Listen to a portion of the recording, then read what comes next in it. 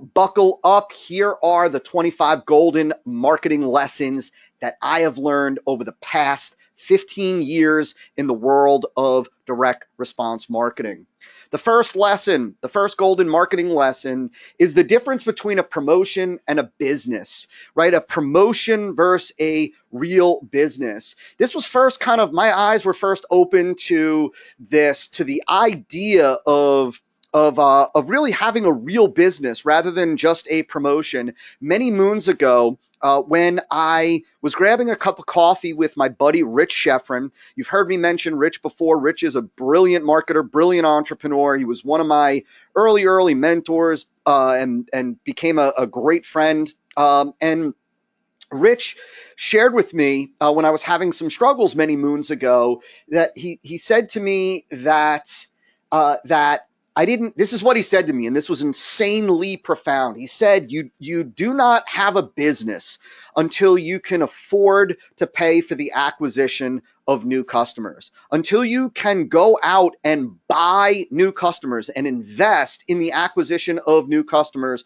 you do not have a business. You have a promotion." Right? And what he meant by that was that if you look at if your business is based on getting new customers from something like your search engine rankings, well, your business, your income, your sales are incredibly vulnerable. Vulnerable because if and when Google makes another algorithm update, your entire source of traffic, if you are reliant on search engine rankings, could disappear overnight. Right? Your volume of traffic could disappear overnight. The lifeblood of your front end, right, could disappear overnight, out of your control, beyond your control.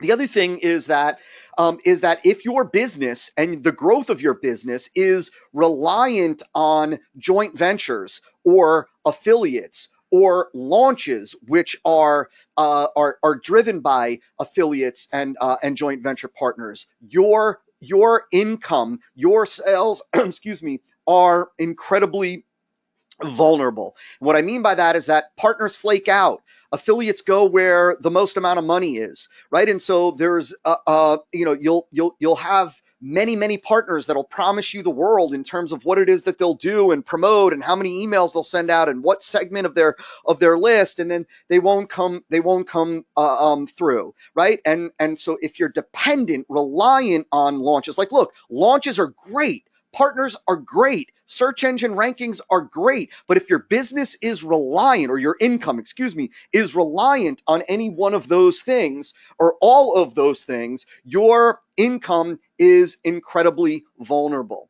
Right? See, and if you've got a launch that when you see these some of these marketers or online entrepreneurs that are doing a launch once a year or twice a year or three times a year, and that's what they're doing, and they're constantly launching either the same program or product over and over and over, or they're launching something new most of the time over and over and over. It's because they don't really have a business. They don't have a consistent and reliable way of acquiring new customers from paid traffic. See, paid traffic, the reason why I talk so much about paid traffic, why I focus so much around paid traffic, is because paid traffic is the only really scalable source of front end business growth for you. It's the only source of scalable acquisition for you. It's what's directly within your control. It's measurable, it's controllable. You can open the faucet, you can close the faucet, you can set your budget. You don't have to worry about, excuse me, you don't have to worry about algorithm changes, and there are more opportunities to buy traffic than you could ever learn how to use in a single lifetime. And so, a single promotion that you promote, or excuse me, that you market through partners, through search engine rankings, that's a promotion. That's not a business. And we could certainly talk more about that if you want later. Marketing lesson or golden marketing lesson number 2, and you've heard me say this numerous times throughout the E5 Camp Masterclass. This was a monster shift for me, and this came from Mark Ford. And when I've shared the story before about how when I asked Mark what was responsible for the meteoric growth of Agora, how did they grow so big? A small direct response publishing company that became a behemoth, right? Today, $1 billion a year in sales. And I thought Mark was going to say to me, it was our copy, it was our traffic budget, it was the size of our email list, right? But I said, that's not at all what Mark said. What Mark said was that we're really in the idea business, that at the root of everything we do as direct response marketers, at the root of everything that we do as a direct response driven company, an entrepreneurial driven company, is developing and disseminating compelling, original, interesting ideas, new, fresh ideas, ideas that give prospects this feeling of discovery, this feeling of aha, right? Like an aha moment, ideas that break through the clutter, that break through the noise, that grab attention, that make us stand out. Because at the root of everything that we do, whether it's a blog post, whether it's any kind of content marketing like the traditional sense, YouTube videos, blog posts, whether it's growing an Instagram following, if that's if that's part of your overall business growth strategy, which I hope it's not, creating lead magnets, if you will, if that's something that's part of your, right, titling your webinar. These are all based on ideas. There's an underlying idea underneath all of those. And what this really shifted for me was the amount of time, energy, and effort that I put into working on ideas, and how I push our team to constantly be looking for great ideas. And really, and this is interesting, and I want you to kind of write this down, make note of this, and I want you to ponder this later on, right? That really valuing the ideas above anything else. Right. And what I mean by ideas, I just want to make sure that we're on the same page. I'm not talking about the latest and greatest idea for a product. Certainly, we're constantly thinking about, breakout products and innovative products and the next iteration of products. But in this context, really what I'm talking about is the ideas behind what it is that we're going to talk about to the market, how we're going to communicate to the market, what we're going to communicate about, the angle and position that we're going to take on topics, the hook that we're going to kind of use to enter into the conversation. I value that more than I do any other strategy or any other tactic. Today, I just understand, and my hope is that you will as well. I just understand the enormous value of great ideas, of big ideas, of powerful ideas. And so it's kind of amazing. Just as a side note, I mentioned I think I mentioned yesterday, or even on the second bonus training, that at the beginning of the week I was in Baltimore. I took David with me, and I went to spend the day in Baltimore at the Agora Financial headquarters, and I was there understanding their copywriting training, like their internal copy program, how they train their copywriters. Excuse me.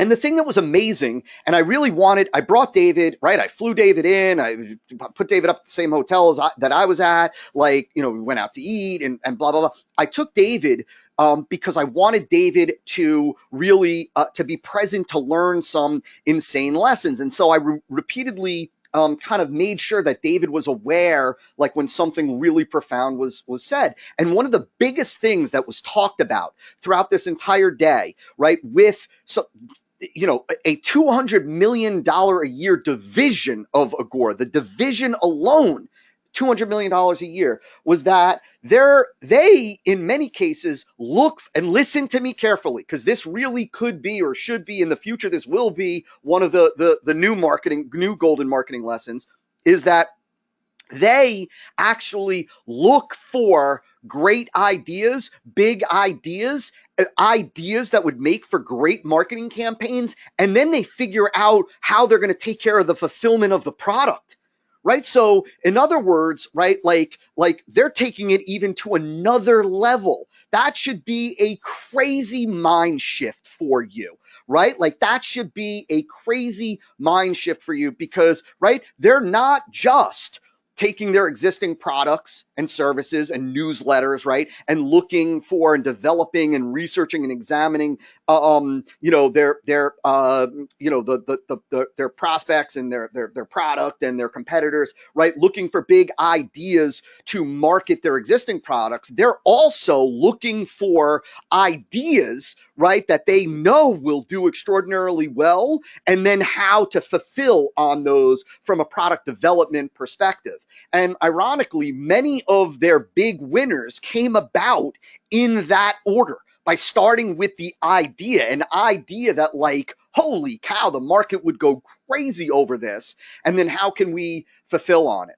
Right? How can we fulfill on it? And sometimes they can't fulfill on it, right? Like it's just, there's no way. It's just, right? Like they don't have the content, they don't have the knowledge, they don't have the expertise. Like in turn, they can't deliver on the idea. Other times they can. And that's when they roll out a campaign, they roll out a new product, and boom, lightning strikes. And so just remember, at the root, right, is great ideas. Next, golden marketing lesson. Golden marketing lesson number 3 is that, and this is straightforward, and you've heard me say this before, and this is very different from what most marketers have been taught and what most marketers think, and that is that the idea and the offer in your marketing campaign are far, far more important than the actual copy, than the actual words that you use, right? So many marketers get caught up and hung up and delayed in launching their campaigns because they're trying to perfect their VSL script. And I see so many, for example, and I see so many marketers that are like, they're weeks into it, and they're weeks into it, and they're working on the first sentence of the third paragraph on the fourth page of their VSL script, right? And they're thinking that, like, there's something about this sentence, there's something about this word, there's something about this phrase that's just off the mark. And they don't realize that that's so insignificant. I have never, listen to me, I have never, ever gone back and edited anything in the middle of a VSL script or a sales letter, unless I saw a huge drop off, like on our video stats, at a particular point in a video, like a sharp, like a precipice drop off. I have not, nor will I go back, because that's not what makes or breaks a campaign. You're not going to double your conversions or triple your conversions by changing the first sentence of the third paragraph on the fourth page. Trust me, right? I can assure you of that. But the idea behind your marketing campaign certainly can. The offer certainly can, right? I can tell you, right, and I talked about this in the E5 Camp Masterclass, that I can assure you that you can change one part of the offer, one part, not even the deliverables, not the product, not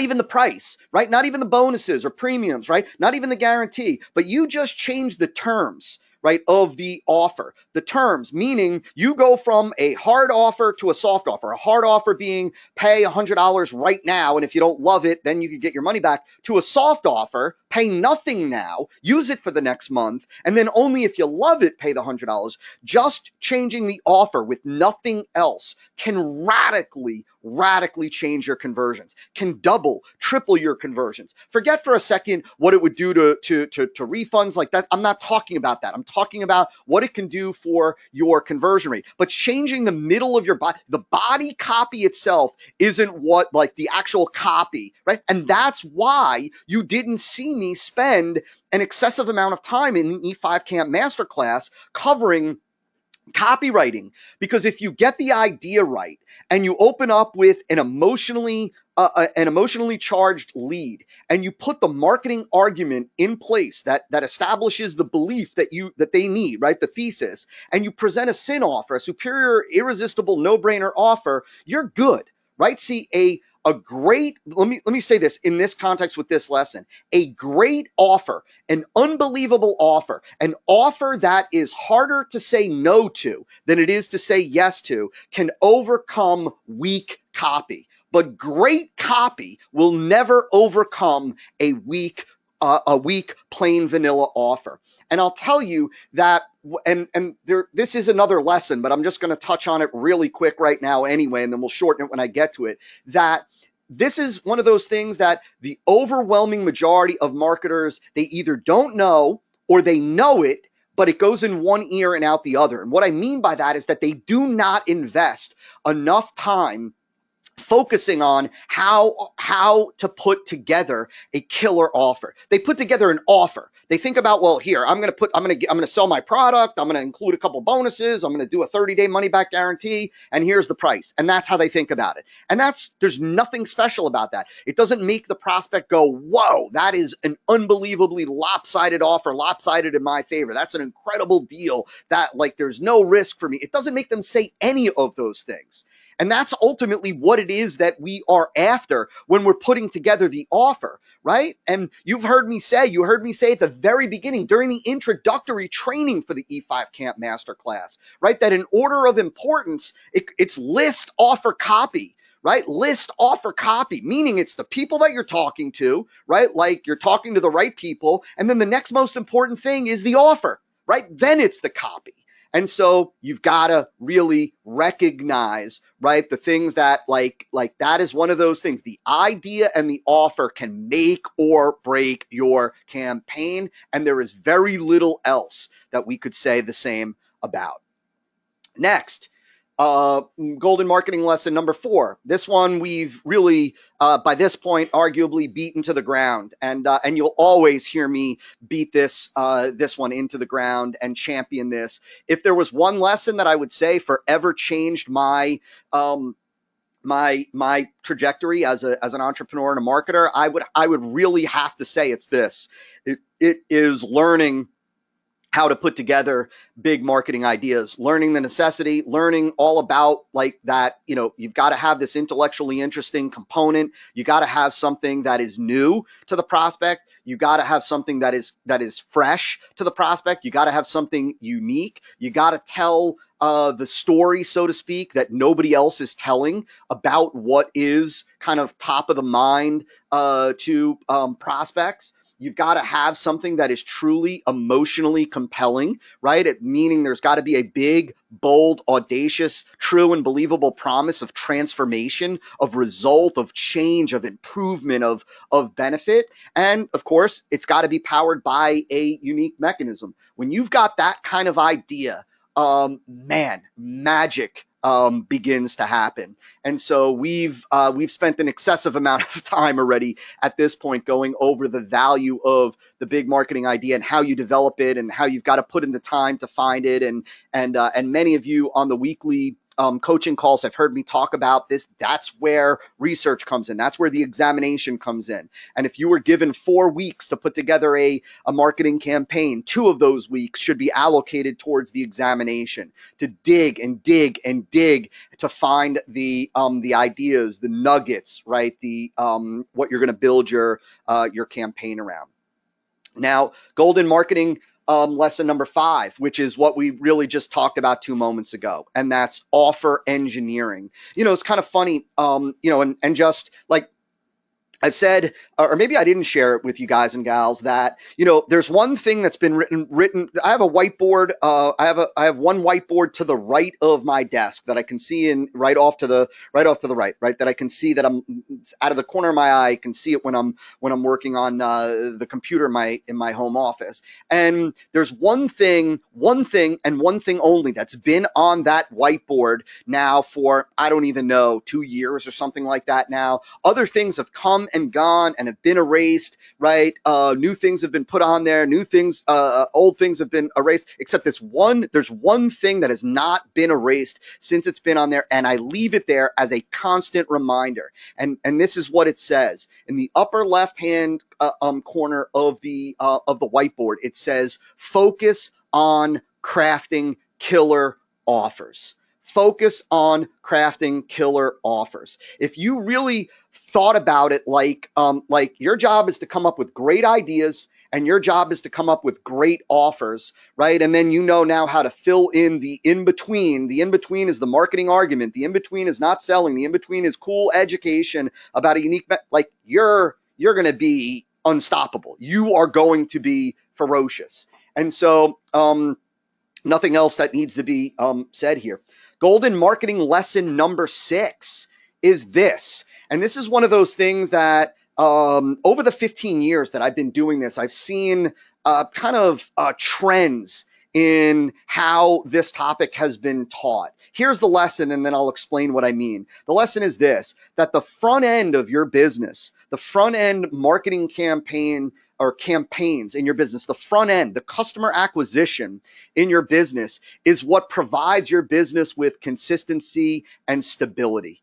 It's where the stability in your business comes from. It's where the consistency comes from. It's where the reliability comes from. What I mean by that is that the back end is where the profit comes from in your business. But the front end is where the stability, the reliability, like the constancy of growth, of performance, of thriving comes from your business. Now what often gets taught, and sometimes it's been, like over the past 15 years, I've seen some people kind of teach it aggressive. Like there have been times where it's been really taught aggressively, and then other times it's kind of taken a back seat. And that oftentimes you'll hear this idea that the money is in the back end. The money is in the back end in your business. The money is in your back end. Don't focus solely on, don't focus, on front end. You're so focused on front end. You need to be focused on back end, right? That's where the money is.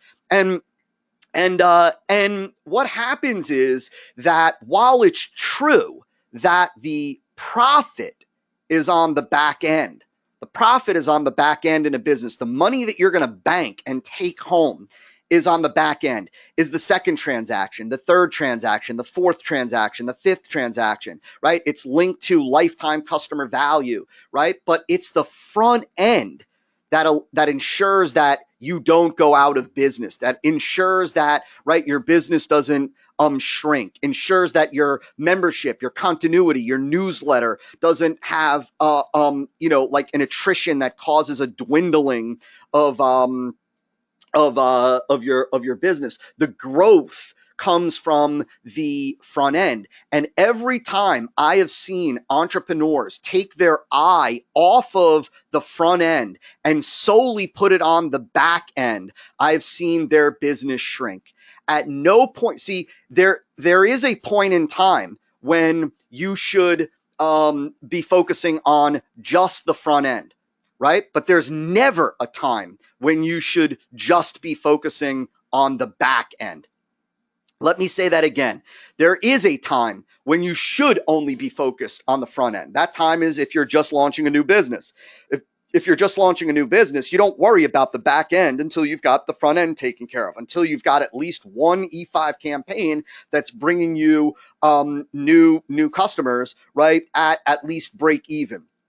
Right? Until you've got that, nothing else matters, right? And that's just as a side note, right? That's another one of those kind of big lessons. I don't know if I'd call it a golden marketing lesson, but the big lesson is that until you've got your front end nailed, until you have at least one campaign that allows you to acquire new customers at break even or better initially, nothing else matters. Doesn't matter what kind of desk chair you have, what kind of desk you buy, what your logo looks like, right? Like none of that matters, right? Because you need it. Without a way to acquire new customers, you do not have a business.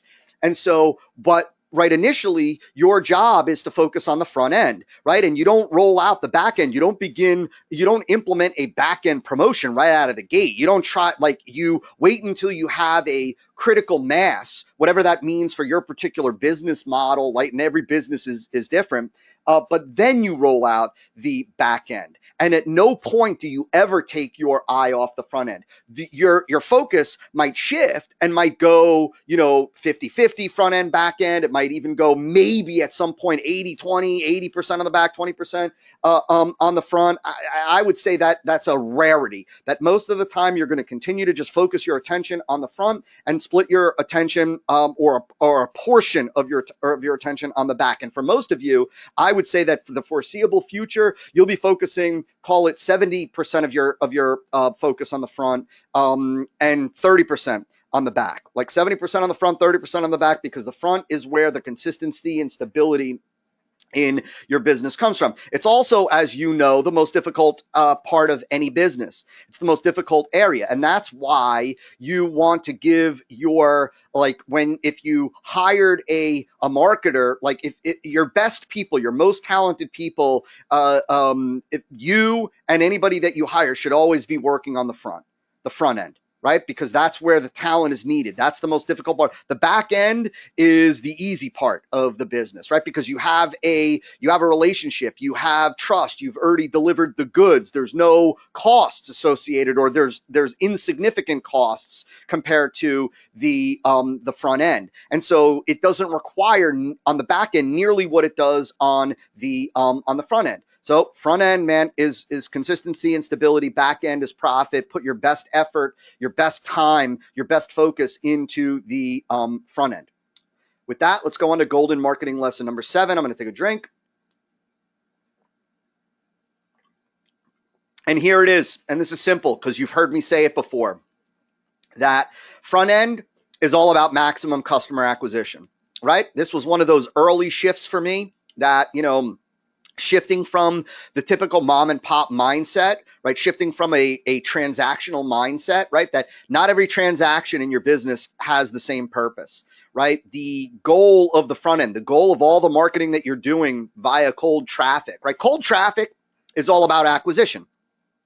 It's all about customer acquisition, right? And the goal of your front end campaigns, your customer acquiring campaigns, right? Your E5 campaigns is to get the maximum number of new customers. So I don't look at I don't care about the profit on the front. You've heard me say that before. You know that already, right? It's not to generate a profit, right? At a bare minimum, your goal should be invest 1,000, get 1,000 back, right? You should never be looking to invest 1,000 in traffic and get back 2,000. All those people that talk about, I spent $100 and I made back 350. What that means is that they just left a tremendous number of new customers on the table.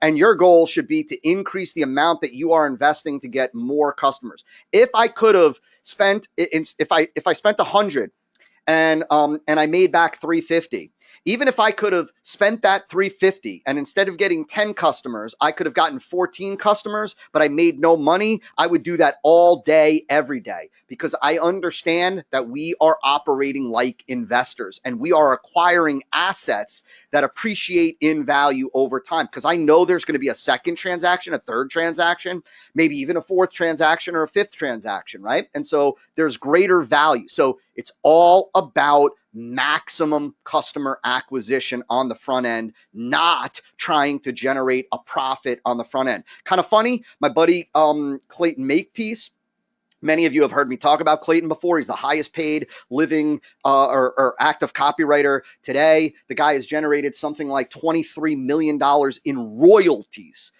not sales, royalties. He's generated over $1 million a year for over 20 years straight in royalties.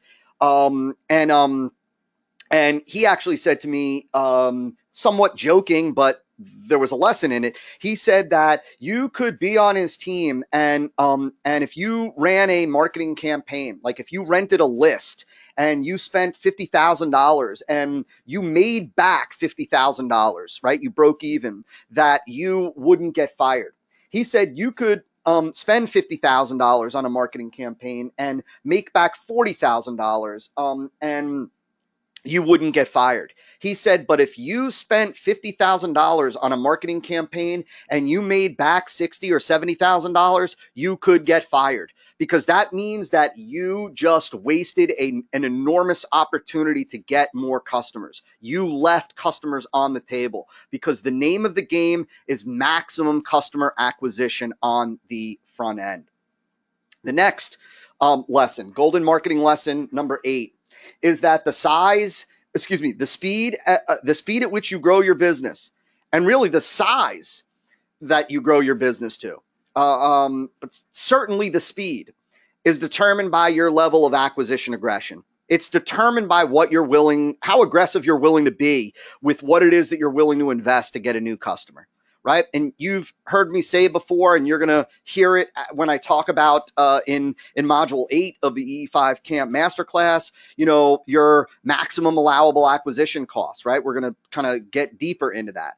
Maximum allowable acquisition cost is what is the maximum amount of money that you are willing to invest to get a new customer. Regardless of what it is that that customer spends with you today, right, on day zero, if you will, their first transaction, what is the maximum amount that you are willing to spend? If a customer spends $50 with you on average, day zero, the first day, are you willing to spend 60 to get that customer? Are you willing to spend 70? Are you willing to spend 100? Are you willing to spend 200? Are you willing to spend 500? Right? Obviously, the answer is different for every business, and there is really, there's no one blanket right or wrong answer, because the economics of every business and the metrics of every business, right, like the lifetime customer value and the number of transactions and the speed of those transactions, all of those things play a role in what should be your maximum allowable acquisition cost. But I can tell you that the thing that 99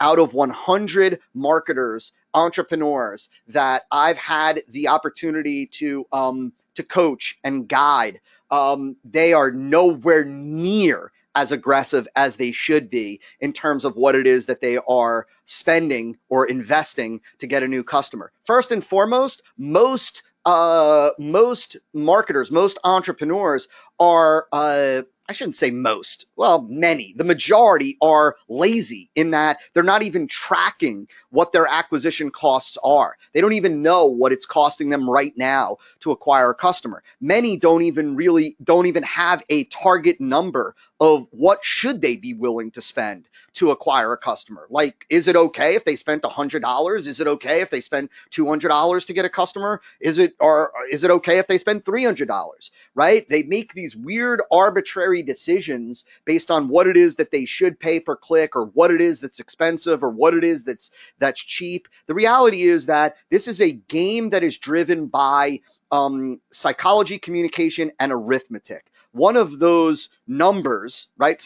One of those numbers is, what is the maximum allowable acquisition cost? You have to determine that. And I can tell you that the more aggressive that you are willing to be, right? The more aggressive you are willing to be there within reason, the faster and bigger you are going to grow your company. If you want to grow your business quickly, you need to become more aggressive with your allowable acquisition cost, right? And so certainly I could tell you, like I already said it, and I'll leave you with this. If you go up against an entrepreneur who is looking to generate a profit on the front end, if every single thing else is equal in your business, your prices, your margins, right, your expense, like everything else is the same, except your competitor wants to generate a profit every transaction, and you are willing to break even on the front end, you will outgrow them. You'll grow faster than them, and you will eventually grow bigger than them,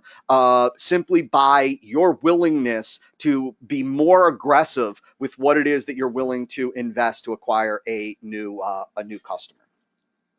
Golden marketing lesson number 9 was when I really understood the difference between tactics and strategies, and not just understood like the definition of the difference between a tactic and strategy, but really understood this, that the difference between the pro marketer and the average marketer is not in the strategies, it's in the tactics.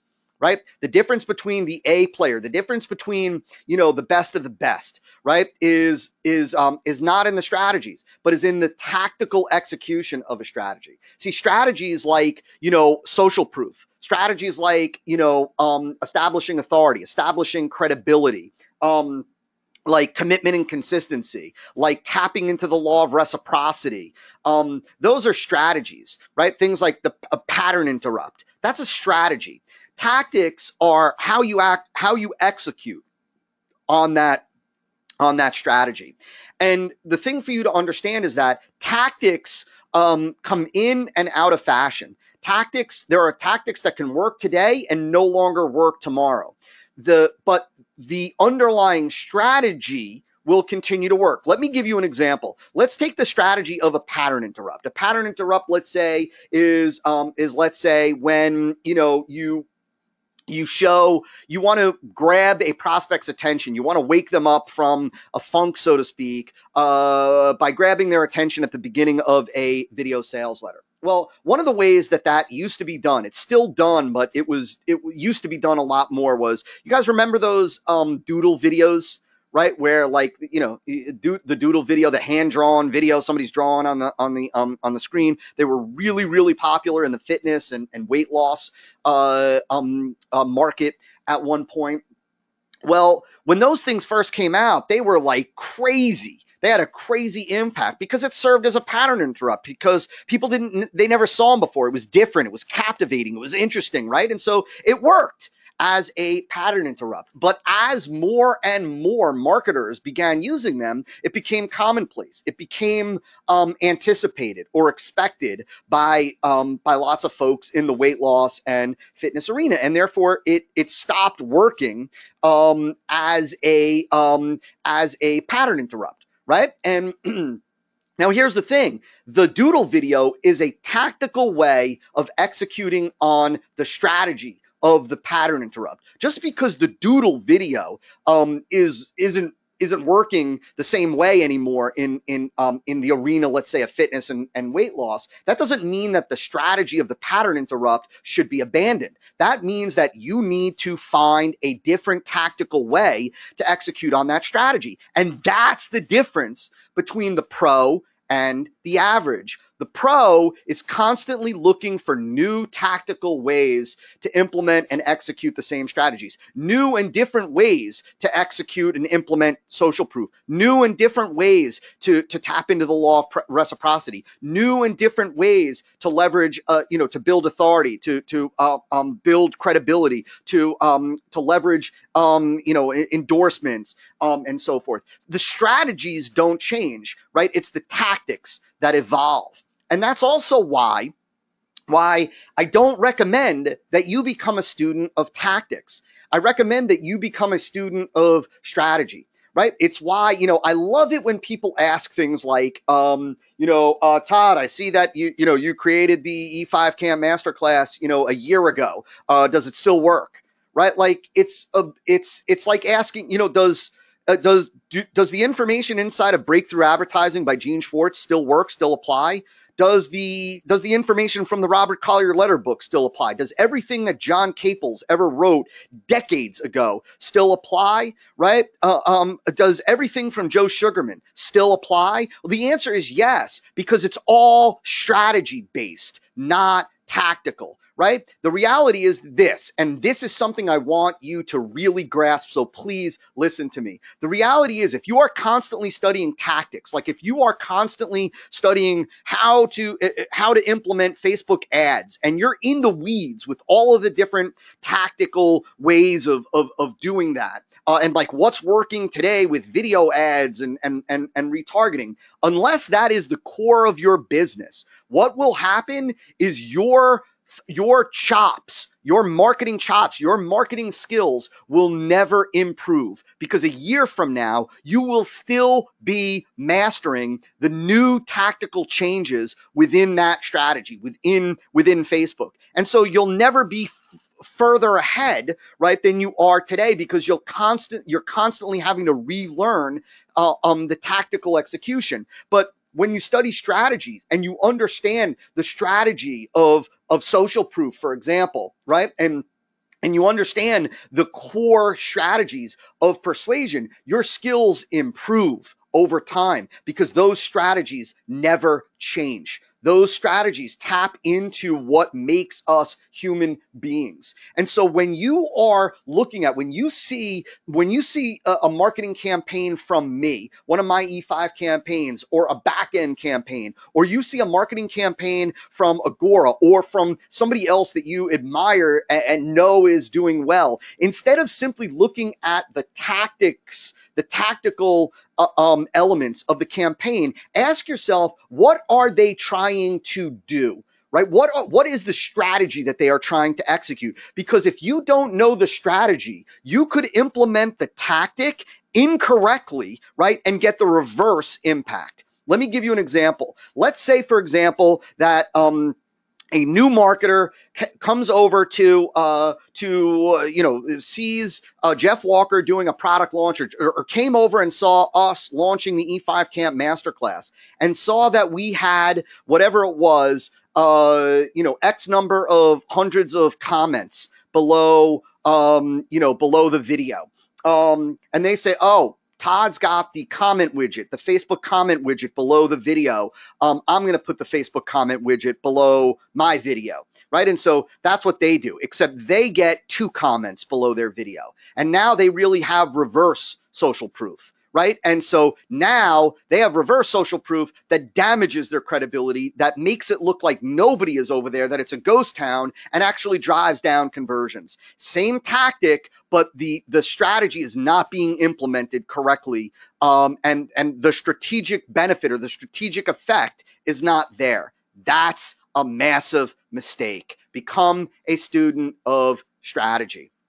Golden marketing lesson number 10 is don't focus or test the things within your marketing campaign that whisper. Focus and test the things that scream. I talked about that earlier with, like the first sentence of the 3rd paragraph of the 4th page of your VSL. That's something that whispers. The offer is something that screams, right? The headline is something that screams. The idea is something that screams. The lead is something that screams, right? The button color on your web page is something that whispers, right? Is something that whispers. Can it increase your conversions by 1%, by 2%, right? By 2.5%, right? By 3%? Yeah, probably could, right? Can it double your conversions? Absolutely not. I don't care what color you change your button to, it is not doubling your conversions, because it's what whispers. It's not what screams. And while it can, right, it can potentially increase your conversions by 1% or 2%. That's the kind of thing. Changing the button color, changing the button phrase, or words, is the kind of thing that you do when you've got a campaign that's already rocking the house, and now you're just enhancing it. Now you're just looking to optimize it. You're just looking to kind of dial it up. But if you're looking for monster improvements, that's not what you focus on. Right, I was in LA a couple of weeks ago giving a presentation for at Pixel Mastery was the event for one of my clients, John Hutchison, and what I gave the example of, and the audience laughed, but this is the reality. I gave the example of the marketer who tests the button color, and right, they test the button color, they test blue versus green. Right? And the green wins. So they then test green versus red, right? And the red wins. And then they test red versus blue, and the blue wins. Now what? Now what do you do? Which one do you go with? Right? Green beat blue, red beat green, blue beat red. Now which one do you go with? See, it's insignificant. It's a whisper, and you want to focus on the things that can double, triple your response. It was kind of funny, and then we'll move on to the next one. I remember the day that I was having a conversation with Rich Schefren, and off to the right of me was Mark Ford working on an essay. He was typing away on his little laptop, and Rich and I were talking about testing, and we were talking about how, at the time, this is years ago, how marketers were testing background color on a page and different shades of gray and whatnot. And Mark looked up, took off his glasses, his reading glass, and laughed and said, and basically then just proceeded to school us on how it's a waste of our time if we're looking for significant jumps, like real differences. And what Mark said was, Mark's advice was, don't test the things that have the potential to increase 1%, because unless you are doing a monster volume, it's insignificant. Instead, look for ways, if you're going to test something that you think could have the chance to double your conversion rate or triple your conversion rate. And it's something that I've never forgotten. Golden marketing lesson number 11 is that to the pro marketer, there's no difference between content creation and marketing creation. In other words, to the average marketer, to the average marketer, they shift between, when they're creating product or when they're creating blog posts or when they're creating videos, they're in content creation mode. And then when they are creating a marketing campaign, they are in marketing mode. Hang on, let me take a drink. For the pro, there is not that shift, because for the pro realizes that all content is marketing and all marketing is content. And so what I mean by that is that when you are creating when you're writing a blog post, right, you're not educating for the sheer sake of educating. You're not educating to simply show your intellectual prowess, right, to display how smart you are. You are ultimately addressing a belief, you're addressing an objection, you're shaping their perspective, you're leading them. You might be doing it bit by bit, piece by piece. You might be doing it as a way to establish authority. You might be doing it as a way to establish credibility. You might be doing it as a way to demonstrate social proof, right? But it's all part of the marketing game. There's a strategic reason behind why you're doing what you're doing. Now, look, I don't want you to think that it's like manipulation for manipulation's sake. See, like, you take me, right? I'm insanely passionate about the E5 camp method. I believe that I believe that it's a life changer, right? Because I've seen it change so many lives, right? And so because of that, everything that I do is all about how can I lead more marketers, more entrepreneurs to understand and get why this works, how this works, how to use it, why it's better than any other approach, right? And so I'm doing it from a place of passion and belief. The same thing when it comes to product creation, and we're gonna talk about this in a bit. Let me see. I just want to see something when it. I might as well just mention it now, and then I can shorten it when I get to it. But this also applies when you're creating product. Like, if you're in the information marketing business, or you're in the information publishing business, you better believe that there are marketing elements to product creation. Right? Meaning that, right? Like, meaning that, especially when it comes to the front end. Like, let me say this, that when you're creating a product for the front end, right, understand that you are the goal. Remember, the goal of the front end is to create a lifelong customer, right? We're hoping that through our delivery, through exceeding their expectations, through just wowing them with our fulfillment, that we're going to turn them into a lifelong customer, right? That has massive lifetime value for us and gives us the opportunity to deliver massive value to them. So part of creating a front end product is going the distance, is making sure that you exceed their expectations, that you over deliver, right, on your promises, not that you under deliver. The other thing too is that I want to know what it is what's coming next after that front end product. Where do I want to lead the customer, the client? Because I'm going to seed that in the product. I'm going to see that. I'm going to start to open their eyes. I'm going to start to leak out information about it. I'm going to allude to it. I'm going to reference it, right? It doesn't mean that we shortchange them in the front end product. Not at all. That's not what I'm saying at all. I'm saying you over deliver in value. You exceed their expectations. You go above and beyond your promises. But we are always marketing in that we're always shaping their perspective. Remember, marketing, not selling. Right? Like, I'm saying we're always marketing. I didn't say we're always selling, right? And remember, marketing is all about the prospect. It's all about their needs, their wants. It's all about shaping their perspectives. It's all about their fears, right? And it's all about creating demand for a product before we ever even talk about the product. So we're not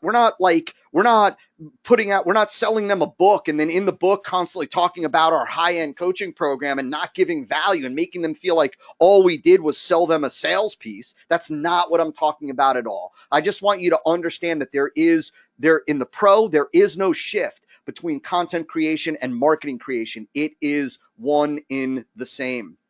Golden marketing lesson 12, this is an easy one, is that you really need to think through how you're naming your products, your services, your memberships, your continuity program, right? Because there is an impact to how you name things, how you title things, how you refer to things, both in your marketing as well as in your product delivery. For example, there is a difference between calling a person who subscribes to your newsletter, calling them a subscriber or calling them a member, right? Like one has the connotation of belonging to a club, of belonging to a community, of being part of something.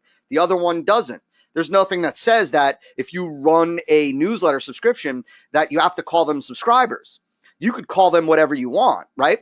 Point is, there's a difference between member and subscriber. Just like there's a difference between even referring to your newsletter as a newsletter or as a service, right? Like, in other words, there's a stock investing newsletter. There's also a stock investing service. That service might deliver education, but there's nothing that says you need to call it a newsletter. Same thing with, like I said earlier, with subscriber and member. It's subscription and membership, right? Is it, when you talk to them about it, are you talking to them about a subscription or are you talking to them about a membership? Remember, two completely different connotations. Same thing with webinar. You know how many different terms you could use for webinar? What you should use should really be dependent on your market and the psychology of your prospects. Do they associate webinar with a sales pitch? Like, do they associate, is webinar a term that like scares them, intimidates them because you're dealing with an older demographic? Because there's webinar, there's live, workshop, virtual workshop, live stream, streaming workshop, streaming masterclass, right? Virtual classroom. There's so many different ways to say it. And you need to think that through. Just like there's, you might say Q&A call, you might say coaching call, you might say motivational call, right? You might say group guidance call. There's, you might say that that part of your offer is a transcript, or it could be an action guide, or it could be an implementation manual, right? Or it could be a quick start manuscript. A lot of different ways to name and title things. You want to think through the implications of how you are naming your different the different elements of everything that you do. Golden marketing lesson number 13. And this is really from Dan Kennedy, and you'll see how this is kind of baked into the E5 Camp method, and that is that new opportunities, that should say new opportunities sell better than repair or improvement. What that means is that people don't want to know how to tweak their diet. They don't want to know how to tweak their exercise program. They want a new way. They want a new way to fix their problem, right? So it's the doctor doesn't want to know the two different ways to kind of improve their current sales pitch. What excites the doctor is this new methodology for putting together their sales pitch. And so new opportunities, not repair or improvement offers. If you look at everything that I've done, if you look at from the beginning of almost from the beginning of marketing funnel automation, you'll see that all of the certainly the best selling programs that I've put out have always been new opportunities. They haven't been repair or improvement. The first, one of the early big successes that MFA had, like a monster success out of the gate, was the six-figure funnel formula, right? A very specific type of front-end funnel. Well, I didn't talk about the 3 ways to improve your existing funnel. I didn't talk about what to add into your funnel. I basically talked about a new way of putting together the campaign. Even if you look at the E5 Camp masterclass marketing campaign, the launch campaign, it had nothing to do with repairing your existing, it's a new methodology, a new way, right? And so even, and I could go back through so many of them. It's not right? Even you look at financial investing, it's not how to, the one thing you need to do in your current trading model to become wealthy. See, because people don't believe, by nature, people don't believe that if they're not experiencing results, they don't believe that a tweak in what they're currently doing is the answer. They want new.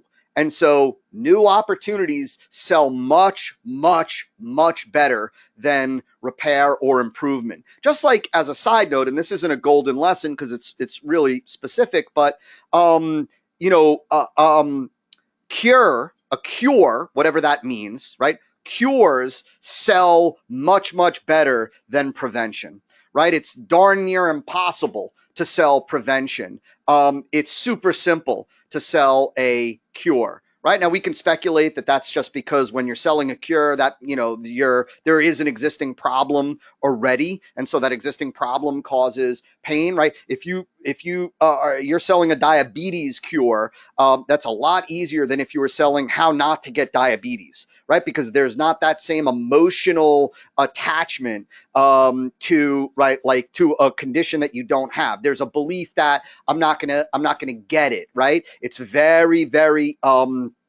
it's very different, right? Trying to sell how to reduce your likelihood of having a heart attack is nowhere near, right, to somebody who's never had a heart attack, is nowhere near as what to do if you've had a heart attack to make sure the next one doesn't kill you, right? Like very, very different. And so think about that. Next, golden marketing lesson number 14 is what I call the power of emergence. And the power of emergence is just this. It's recognize that there is enormous power in talking about something big that is either happening in your prospect's world or is about to happen, right? It's very different from talking about something that has happened already in the past, right? Or might happen. Meaning, like, let's say, and this should be obvious, but this is something that should be on the, you should keep top of the mind when you're creating campaigns, that, look, saying, that, in a year from now, right? Or 2 years from now, when, for us to talk about a decision that Donald Trump made when he first got into office is not going to have the same impact as a law is about to go into effect in 3 weeks, and it could rob you of your retirement if you don't know what to do. Right? Or that could apply to marriage. It could apply to health. It could it could apply to estate planning, right? It could be like talking about an algorithm update on Google that happened 3 years ago and how it's opened up a loophole is nowhere near as compelling as this change that Google is rolling out right now.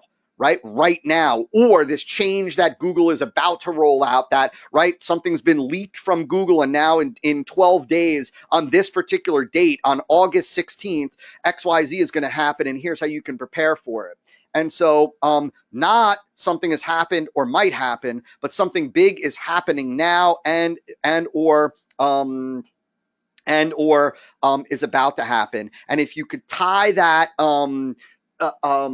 the bigger that is, right, the better. Like the bigger the shift, the more of an impact, right? If we're talking to SEO people and Google is making, a font change to their site, that's not what I'm talking about.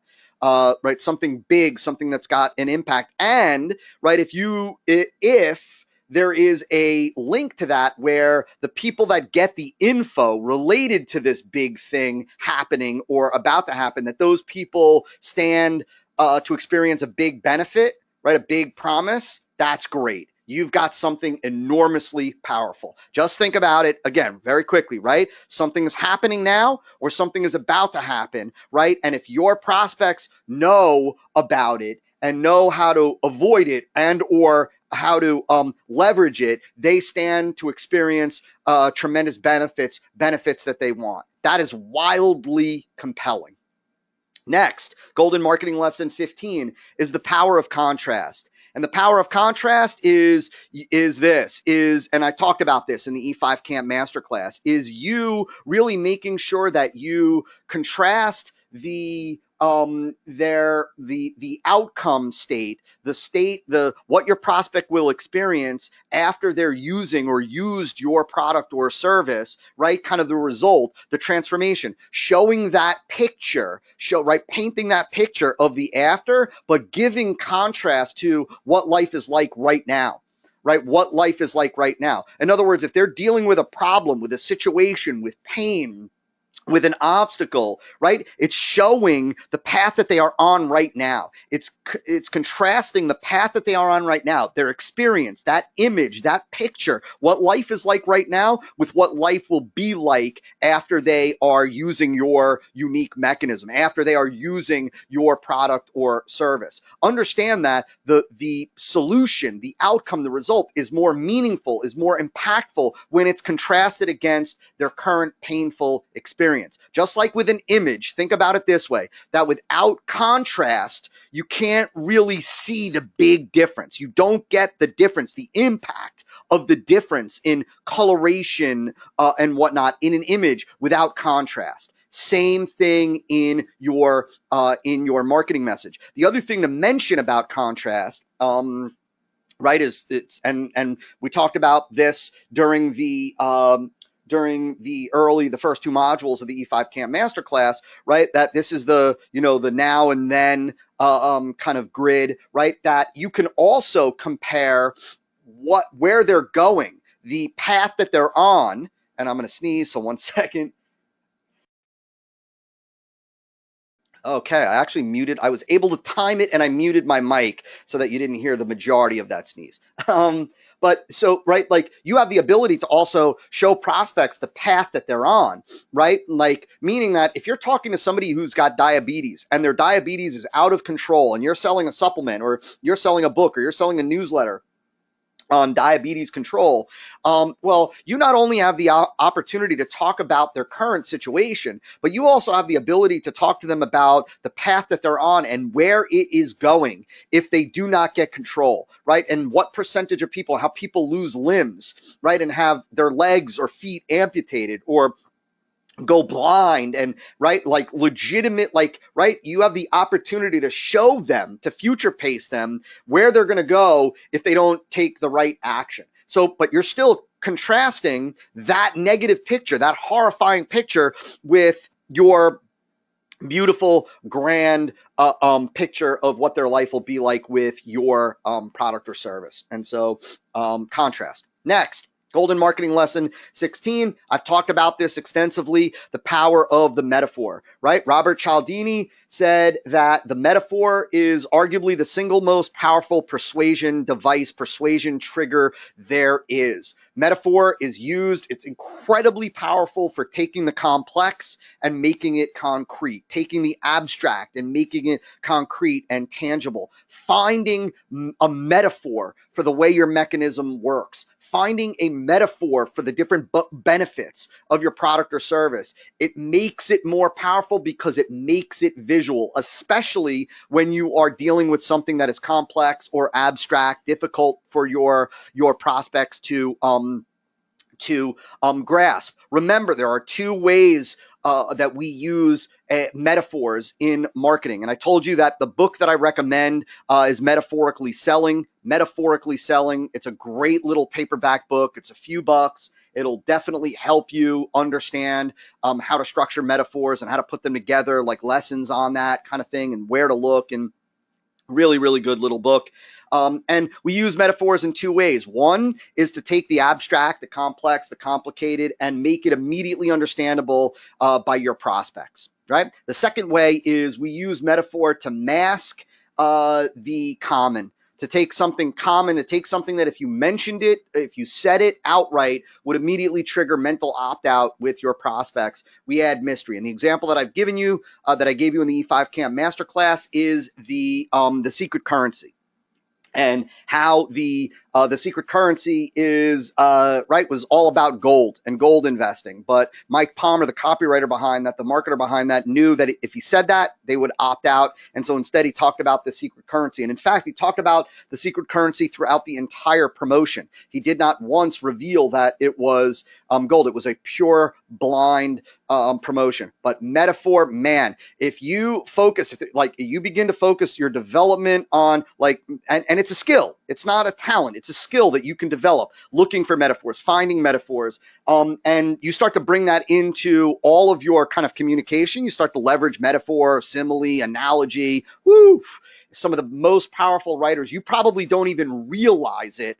And notice how some of the best communicators leverage metaphor, and that's just because it's insanely powerful. So, golden marketing lesson number 17 is that there's power in marketing a system, a framework, a methodology, a specific process, right? And I would go as far as to say a proprietary process, a proprietary system, a proprietary methodology, a proprietary framework, instead of just a set of steps or a set of tips or a set of ideas, right? And I've drilled this into you why, this is the case inside the E5 Camp Masterclass. Like there's, right, because a set of steps, a set of tips, a set of ideas can be knocked off, right, is easily commoditized. That is a commodity, right? But your proprietary system, your proprietary framework, your proprietary methodology, your proprietary approach, right, is not a commodity. The other thing is that people by nature, right, tend to place more faith in like what I would refer to as scientific systems, right? It's if you look at like the weather channel, right? They're not talking about like, well, we have 5 different steps that we take to predict the weather. They have a system, right? Like whatever it is, Nomad or something, right? Like they have a system. The Nomad system is what allows us to predict weather patterns and hurricanes and blah, blah, blah, right? And so there is just this greater level of trust that people tend to put into something that they see as a system, a framework, and really it's all just packaging, right? That's all it is. It's how are you packaging? It could be the same information, it could be the same approach, the same methodology, right? But when you package it, name it as a proprietary system, you have a different level of credibility. Golden marketing lesson number 18, the kind of the big granddaddy, kind of the next step, if you will, of that, of never selling, we're only marketing and selling proprietary solutions, never generic, is the unique mechanism, right? And this is like the second most valuable marketing lesson that I've learned, second to just the big marketing idea. You now know today that at the core of your marketing message, at the core of your marketing argument, at the heart of your marketing campaign is you introducing your prospect to a unique mechanism, a new and different way to get the result they want, a new and different way that they will experience the primary promise. And what this does is it eliminates all other competition. This is where you are actually creating demand for your product before you ever even talk about your product or service, because of the fact that you're educating them on how and why the unique mechanism works, and the only place that they can get the unique mechanism is with you and your product or service. When you understand that at your core, like, and you recognize that that's how you market, you always have. If you look at the 6-figure funnel formula, right, for example, so the 6-figure funnel formula, a very specific type of front-end marketing campaign. Well, the 6-figure funnel formula was the unique mechanism. The 6-figure funnel formula training program was the product. You look at the marketing campaign for the E5 Camp Masterclass. The E5 Camp method is the unique mechanism, and the E5 Camp Masterclass is the product. right? And so you've got to recognize that when you identify a unique mechanism, that you are able to deliver value, you're able to educate, you're able to motivate, you're able to excite under the heading, the umbrella of education. You look like a hero because you're introducing your prospects to something new and different, right? That they've never tried before, they've never been introduced before, but you're just setting up demand for your product or service because they can't get it anywhere else. Now, the key to all of this, I just want to say this, right? The key to all this, of course, as you now know, is that this has to be true, right? Like, it goes without saying that I'm not saying like lie and say this is the answer if it's not the answer, right? I'm not saying lie and say this is unique if it's not unique. That's not what, that's not what I'm saying. But you need to learn how to identify like that. Unless you're selling a pure commodity like a gallon of gasoline, you have a unique mechanism. But we only market and sell proprietary solutions, never generic. Next, golden marketing lesson number 19. This is a deep one, but there's value for me in sharing this with you. And that is when you can, if it's possible, you want to recategorize your product or service into a new category, into a category that you can own, right? This is sometimes referred to as Blue Ocean Strategy, right? Which is a great book, by the way, deep, tough read, but a good book to read. And I think the authors are coming out with an update to the book shortly, Blue Ocean Strategy. But what we're talking about is putting, and it goes back to the 22 immutable laws of marketing from Trout and Reese. This idea that if you can't be number one in your category, create your own category, right? Today, it is not just can you be number one? It's, do you want to enter into a category that is saturated, that's filled, that is what would be referred to as a red ocean, where, like, how are you going to stand out? How are you, like you're comparing, like you're one apple amongst 24 apples, right? You're better off, right? You're better off, rather than being an apple amongst apples, you're better off being the only mango on the stand, right? So to speak. And so let me give you, and the key here is that if there's a box that a metaphorical box that already has competition, that's already saturated, that already has a perception of value, well, you don't want to allow your product to be put into that box, right? Let me give you an example. I've told many of you the story. I shared this on one of the weekly calls. I told the story of very early on when I was working with chiropractors many moons ago. I created a software as a service. I took everything that I wanted chiropractors to do from a direct response marketing perspective. Everything that I wanted them to do online, everything that I would have taught them, everything that I had been teaching to massage therapists earlier. And instead of teaching it to chiropractors, I created kind of a service, a 30 some odd page website that did all of their lead generation for them, that generated condition specific leads, that delivered videos for them, that delivered all of the email follow up for them, that generated referrals on autopilot, that sent out a monthly newsletter, that did all of their kind of online networking for them, like, right, this entire system I created for them. And really, at the heart of this system, it was a direct response website, right? That's really what it was. It was a direct response. It was a chiropractic website, right, built on direct response. Now, there were other companies that were selling chiropractic websites. There were tons, right? There were even a couple that were selling direct response style websites, right? There was nobody that was doing what it is that I was doing.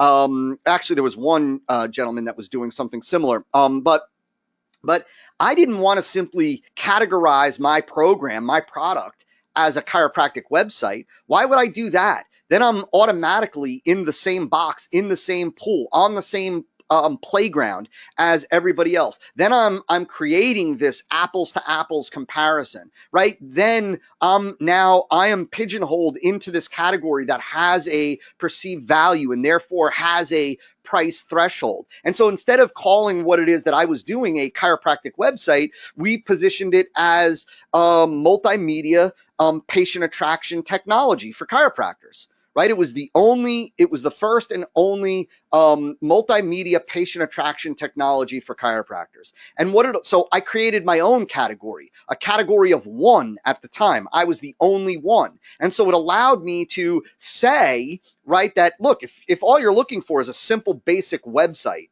right, chiropractic website, well, there are tons of those that you can get that I can recommend, for a few $100 and you'll be set to jet. But if you're looking for the multimedia, patient attraction technology, the next wave of online chiropractic marketing and practice growth, then here it is, right? And so I created a category of one. I didn't allow my product to be put into a box. And here's the last tip that I'll give you. If it's possible, when you are recategorizing or repositioning your product or service into a new category, do it into a category that has a higher perception of quality and or value. Right? What I mean by that is that, right, like when I talked about multimedia technology, right? Well, multimedia technology had a higher perceived value, a higher perception of value than did a website. So I not only repositioned the product into its own category, into a new category, but I did it into a category that had a higher perception of value. And so it allowed me to charge more than what the typical website a company was offering. Now, I should have been charging more, right? Like, because my product, my thing, my technology was different, right? Now, if I would have named it a website, right, then I would have automatically impacted the perception of value, right? I knew I didn't want to do that. I couldn't do that. And so recategorization for a new category that you can own. Golden marketing lesson number 20. You've heard me say this, I don't even know how many times at this point. And this is the heart of the marketing message, marketing argument. And that is, when I sit down to create a marketing campaign, I don't think like a salesperson. I don't even think like a marketer. I think like a prosecutor. And I'm putting together a rock solid, airtight, emotional, and logical argument. An argument that leads the prospect to see why the unique mechanism is the best way for them to experience the promise, the outcome, the transformation that they want. I am step by step, methodically, one piece at a time, delivering an argument like a prosecutor, not like a salesperson. I'm not selling, not like a marketer, not like an advertiser, but a prosecutor, methodically presenting my case, right, to the jury. And before I ask the jury, in this case prospects, to before I give them a call to action, right, I have led them to believe the defendant is guilty. I've led them to the marketing campaign thesis. And so you've heard me say this and give this discussion a number of times. Golden marketing lesson 21. I will mention copy, right? Beside the only other time I think I've mentioned copy in this training is when I said that it's nowhere near as important as the idea and the offer. Where here, I just want to give you a simple tip, and that is this: that good copy is not about adjectives or adverbs. It's not about superlatives. It's not about, right, the like adding in adjectives and adverbs. It's about powerful verbs. Right? Like, and so I used to think that copy that was laden and filled with, hyped up phrases, steroid-like, gigantic, huge, unbelievable, incredible, over the top, the sickest, most, the sickest, greatest, most unbelievable method for achieving incredible wealth. That's garbage copy. That's not good copy. That's garbage copy, right? And you've got to recognize that that bloats the copy, that creates doubt. It feels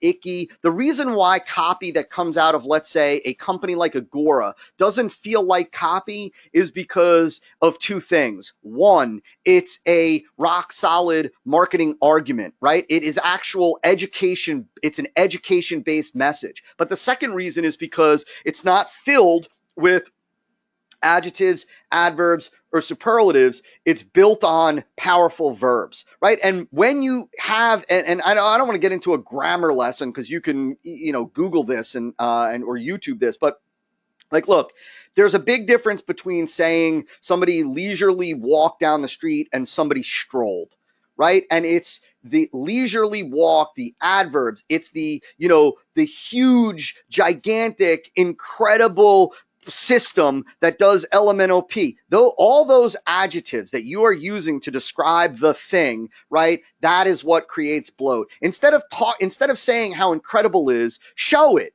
Like, explain it give an example, give a story, give a demonstration, right? But don't fill your copy with loads of adjectives and adverbs, because that's what only bloats it. That's what makes for good writing. Good writing is tight. It's filled with with powerful verbs and the best, most descriptive verbs, and it's light on adjectives and adverbs. It's not void of all adjectives and adverbs, but it's light on adjectives and adverbs. Golden marketing lesson number 22 is the enormous value of list segmentation, is understanding that segmentation is what allows you to dial in your marketing message to the right person, right? The days of sending the same broadcast email to the same people, regardless of what they've done, of what links they've clicked on, of how they're going through your marketing campaign, right? Like, I shared that with you inside the E5CAM masterclass. I showed you how you can use behavioral triggered marketing today with so many different tools, whether it's Drip, whether it's Infusionsoft, whether it's Ontraport, whether it's Aweber with AW Pro tools. There's so many different ways to do it today that you have the ability to customize your marketing pieces of your marketing campaign to the right segment. And let me share a little story with you. So I mentioned earlier on Clayton Makepeace. So many of you know that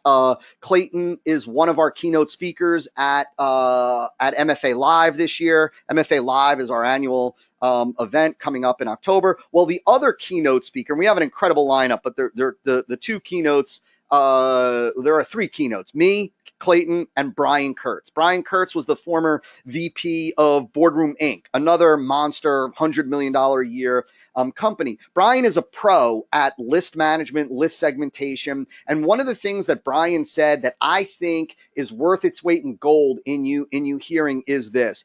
He said one of the main reasons why lots of email marketers, direct response marketers burn out their email list is because they do not segment, and they send out a broadcast email about a particular topic or a particular product or a particular idea to everybody on their list. And what happens is every single time you send out an email to your list that is not appropriate for certain people on your list, whether it's not appropriate because it's for customers and not prospects, or for it's prospects and not customers, or it's an email about the product and you're sending it to a customer, somebody who's already bought the product. Every time you send out an email that is not appropriate for the recipient, you decrease their responsiveness to your messages, right?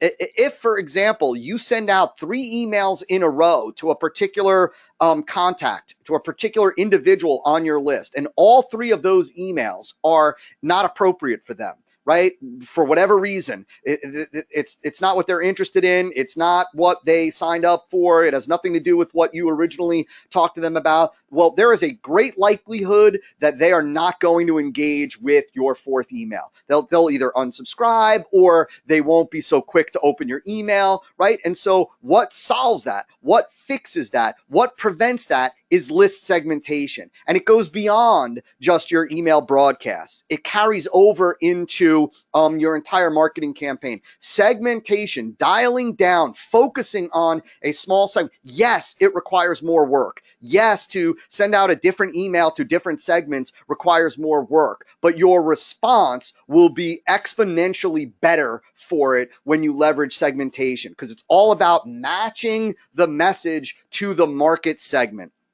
And so, golden marketing lesson number 23, we're coming down to the end here, to the wire here, is that the one segment of your entire database, your list, that you should be most prolific with, that you should expose to the most amount of offers, that you should give the most amount of opportunities to buy from you, is your customer list, not your prospect list. And we can even slice and dice that up even more if we really wanted to. Your newest customers, really, like your newest and highest value customers, which we're going to talk about in just a bit. But this is one of those things that the majority of marketers do the opposite. The majority of marketers expose their prospects to the most amount of marketing, to the most amount of offers, to the most amount of new products, right? Some marketers are just, they have this idea that they're afraid of upsetting their customers. They're afraid of over marketing to their customers. When the reality is that 99 out of 100 marketers that I've coached and guided and worked with and consulted with, they under market to their customers. The exact people that have shown them how serious they are, the exact people that have responded to their offers, the exact people that have said, yes, I'm interested, and whipped out their wallets and bought, those are the people that they invest the least amount of time with. And the people that have not responded, they invest the most amount of time with. The people that have never shown how serious they are. Right? The reality is that your customers are the ones that have proven themselves worthy of the most amount of marketing. And I can tell you that what you should fear more than upsetting your customers, or more than making your customers feel like you're just selling to them, which, remember, when you use this methodology of education-based marketing, you're always delivering value in your marketing campaigns anyway. But the thing that you should be most afraid of is not upsetting your customers by giving them too many opportunities to get more value from you. The thing that you should be most afraid of is you not giving them enough opportunities to scratch their itch, to fulfill their Jones, and they go elsewhere. They find somewhere else to go. They find a competitor to go to because they wanted more, because they were in a hyper consumption mode and they wanted more. They didn't just want one book, they wanted 3 books. They didn't just want a book, they wanted videos, they wanted tutorials, they wanted coaching, they wanted a live event, they wanted a mastermind, they wanted something else, right? And you didn't give it to them. And so the one segment of your database to be most prolific with, to focus most of your back end time on, or most of your energy on, are the people that have bought from you, not the people that haven't bought from you. Golden marketing lesson number 24 is that it's better to be different than it is to be better. It's better to be different than it is to be better, right? Different gets attention. Better doesn't always get attention, right? So where, lots of entrepreneurs and marketers feel safety in numbers. They feel safer copying what other people are doing. They feel safer if everybody else is doing, screen capture, that they're going to do screen capture. Well, the reality is that slight improvements, right? Being slightly better in something, right? Having a slightly better product, having a slightly better software, having a slightly better looking website, having a slightly better webinar, right? Those things don't stand out. Those things don't get attention. What gets attention is different. And so you're better off zagging when everybody else is zigging, right? And you zig when they zag. Right. And so if everybody's doing webinars, go the other way. If everybody's low priced, you go in a different direction. Right? It's better to be different. It's one of those things that I hammer into my team. I never want to show up looking the same, looking identical, right?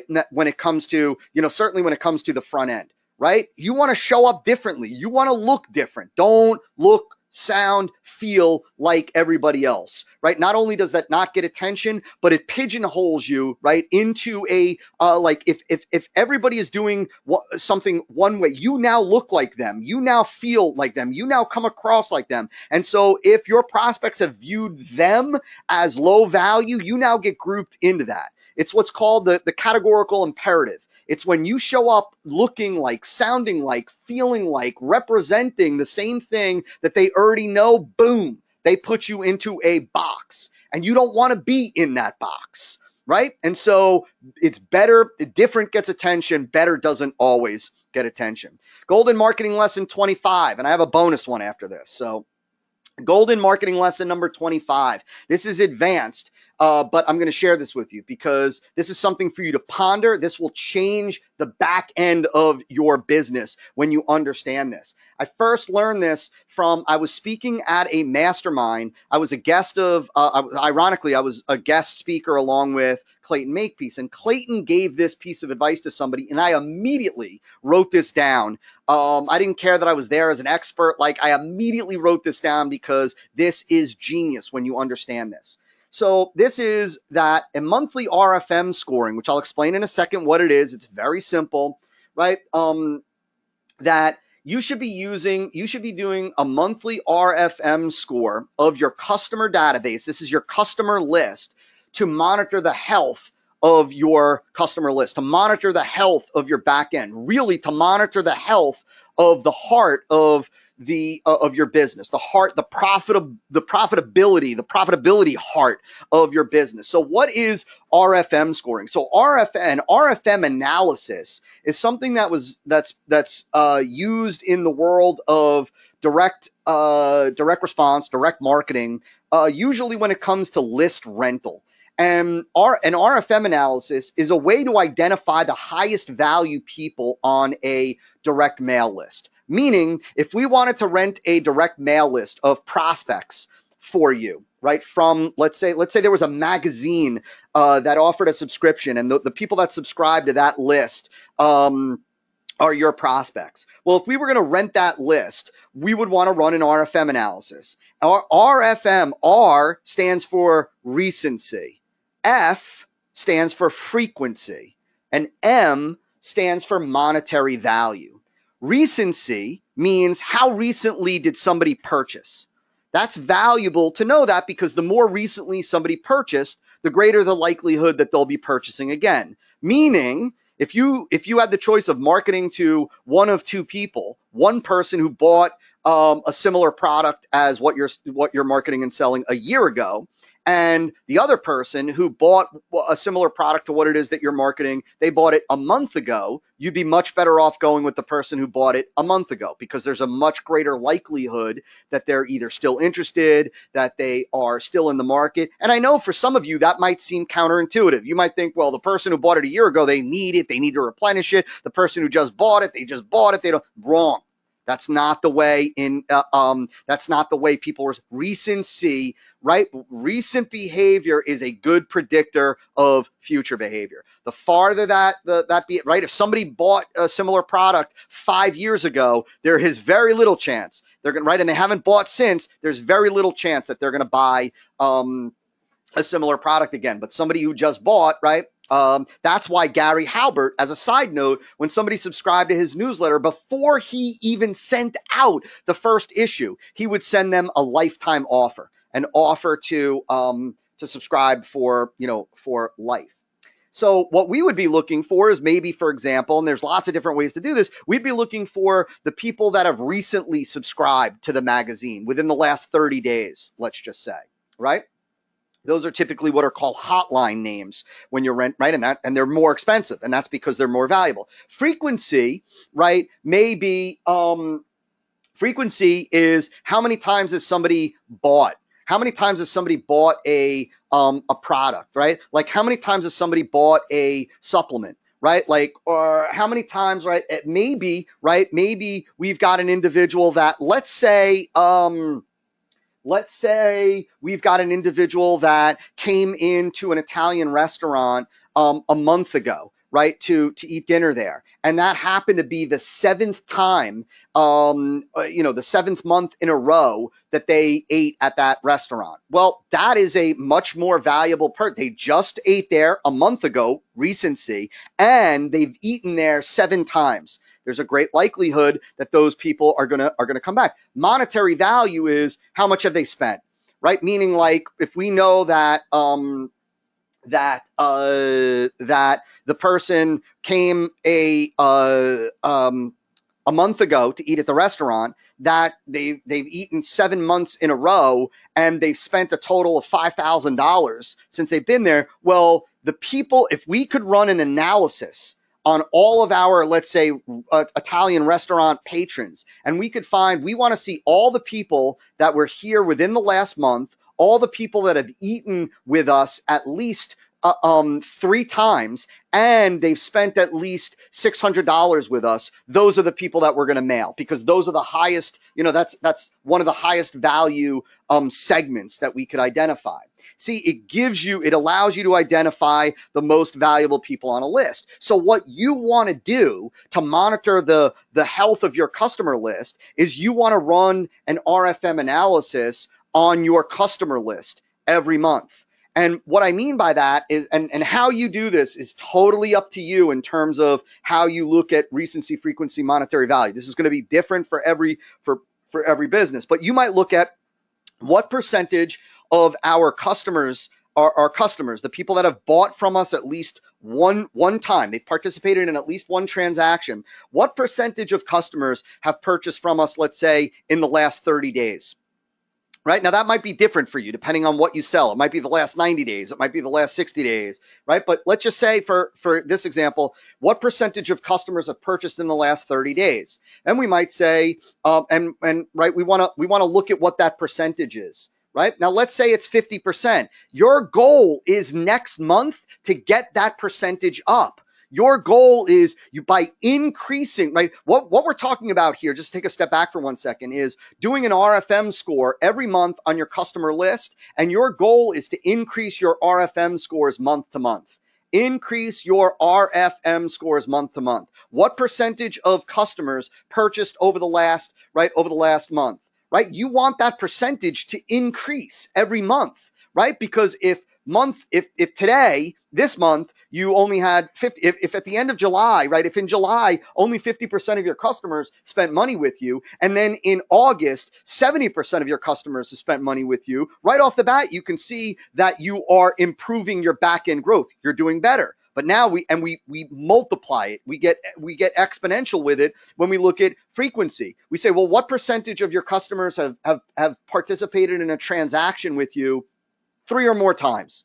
Let's start with that, right? Just as an example. And again, every business is different. If you run a dollar store, it's different from if you are a realtor, right? For example. But let's say it's 3 or more times. Well, what percentage? If this month it is 50%, next month we want that to grow 51%, 52%. If we could go from 50% of your customers purchase 3 or more times to 55% of your customers purchase 3 or more times, your back end is growing. And if you could do the same, like we want to increase recency score, and we want to increase frequency score, and we want to increase the monetary value score, your back end is growing. Like, that's how you're able to keep your pulse on it. For monetary value, it might be, well, what percentage of our customers have spent $200 or more with us right now at this point in time? So we say, what percentage of our customers have purchased in the last 30 days? What percentage of our customers have purchased 3 or more times? And what percentage of our customers have spent $300 or more with us, right? And each one of those is going to give you a score. That is how you keep your pulse on the health of your customer list. Your goal, your aim, your job on the back end is to increase those scores, to get more of your customers purchasing recently, more of your customers purchasing more often, and more of your customers spending more money with you. The ironic thing, the interesting thing is that if you really look at it, there are some similarities to the only 3 ways to really grow to grow kind of like a business, right? Like, if you will, really, right? How do you grow a business? You increase the amount of customers that you get. You increase the number of transactions, right? That you're getting, right? Per customer, right? And you increase the average transaction size, right? You're getting, so in essence, it's, instead of getting more customers, it's getting your customers to spend recently with you, getting your customers to spend more frequently with you, and getting your customers to spend more money with you. Right? And as long as you're delivering value, which goes without saying, we shouldn't even have to say that, at the heart of it, at the foundation of it, you've got a great business. You're delivering value and getting value back. That is Golden Marketing lesson number 25. And the bonus lesson is this. This one is, I probably should have put this one in here. It's a bonus lesson because it's not really a golden lesson, but it's valuable for you to understand this. And that is that urgency and scarcity are not the same thing. right? Urgency and scarcity are two different things. And often what happens is that, and there's a little bit of semantics in here, but I really want you to get this because they're not the same thing. And a lot of marketers talk about urgency and scarcity. They refer to urgency or scarcity. They talk about urgency as if it was scarcity. And the reality is that they're not the same. And I want you to learn how to include both in your marketing. See, scarcity is limited quantity. Scarcity is when there's only 10 of something, right? Scarcity is when there's, right, like you only have 10 minutes, excuse me, there are only 10 people that are going to get XYZ. Urgency is really related to time, to a deadline. You see, you've got to recognize that, having a deadline, that's not scarcity, that's urgency. And having scarcity, scarcity creates urgency. Urgency doesn't always create scarcity. Having, right, there's only 3 copies of the book left, and once those 3 copies are claimed, right, we're sold out, your chance to get it, right? That's scarcity, and that creates urgency. But with urgency, you don't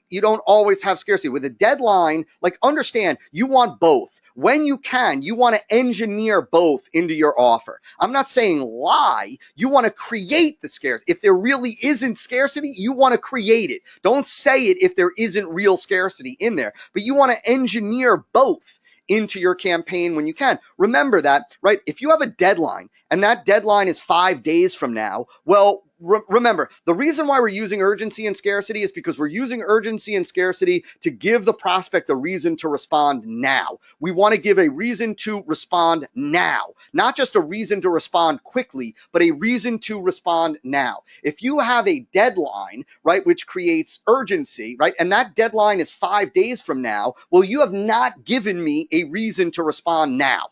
Because I can wait until tonight. I can wait until tomorrow. I don't stand to lose anything if the deadline is 5 days from now.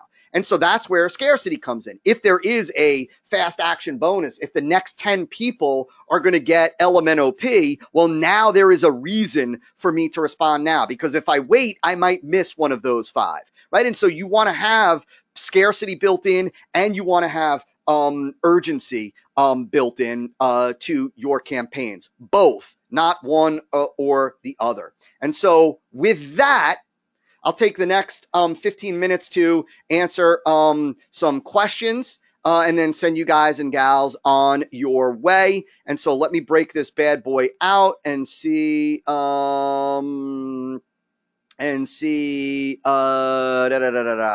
So Ashley said there are lots of Agoras via Google. Can you say which one? So the reality is that Agora Inc., just so that you understand, Agora Inc. is just a holding company. Underneath Agora Inc., there are what they call franchises or properties, or some people call them divisions. There are probably, I think, almost 28 different divisions in Agora. And what you're really looking for are the URLs to those divisions. So one of the URLs that you want to go to is agorafinancial.com. Agorafinancial.com. Another one is Stansberry Research, Stansberry research.com. Another one is palmbeachletter.com. And so those are, then there's like I said, there's 20 some odd different properties under Agora. And so hopefully that helps, Ashley. For number 3, what do you think of the new guarantees coming out where the customer has to prove that they've done their homework before getting their money back? So that's not new, Selena. That's what's called a conditional guarantee. So you've got conditional and unconditional guarantee. An unconditional guarantee is exactly that. You can get your money back within 30 days, regardless of the condition, regardless of what you've done. You've done something, you've done nothing.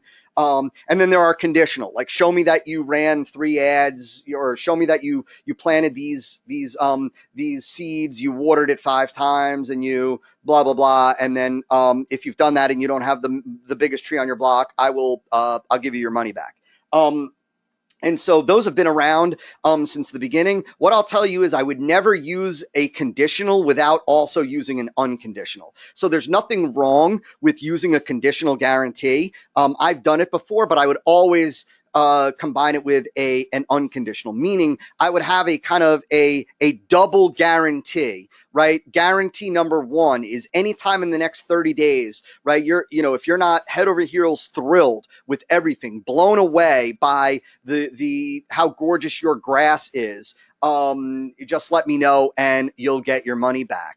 Guarantee number two, right, is triple your money back. If you follow this program for the next 6 months and you can show me that you followed the instructions, you planted the seeds, you watered it 5 times, you send me over a picture of your thing, and your grass is not magnificent, I will give you 3 times your money back. Right? So you've got an unconditional as well as a conditional.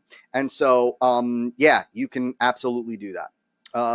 Atwan said good stuff.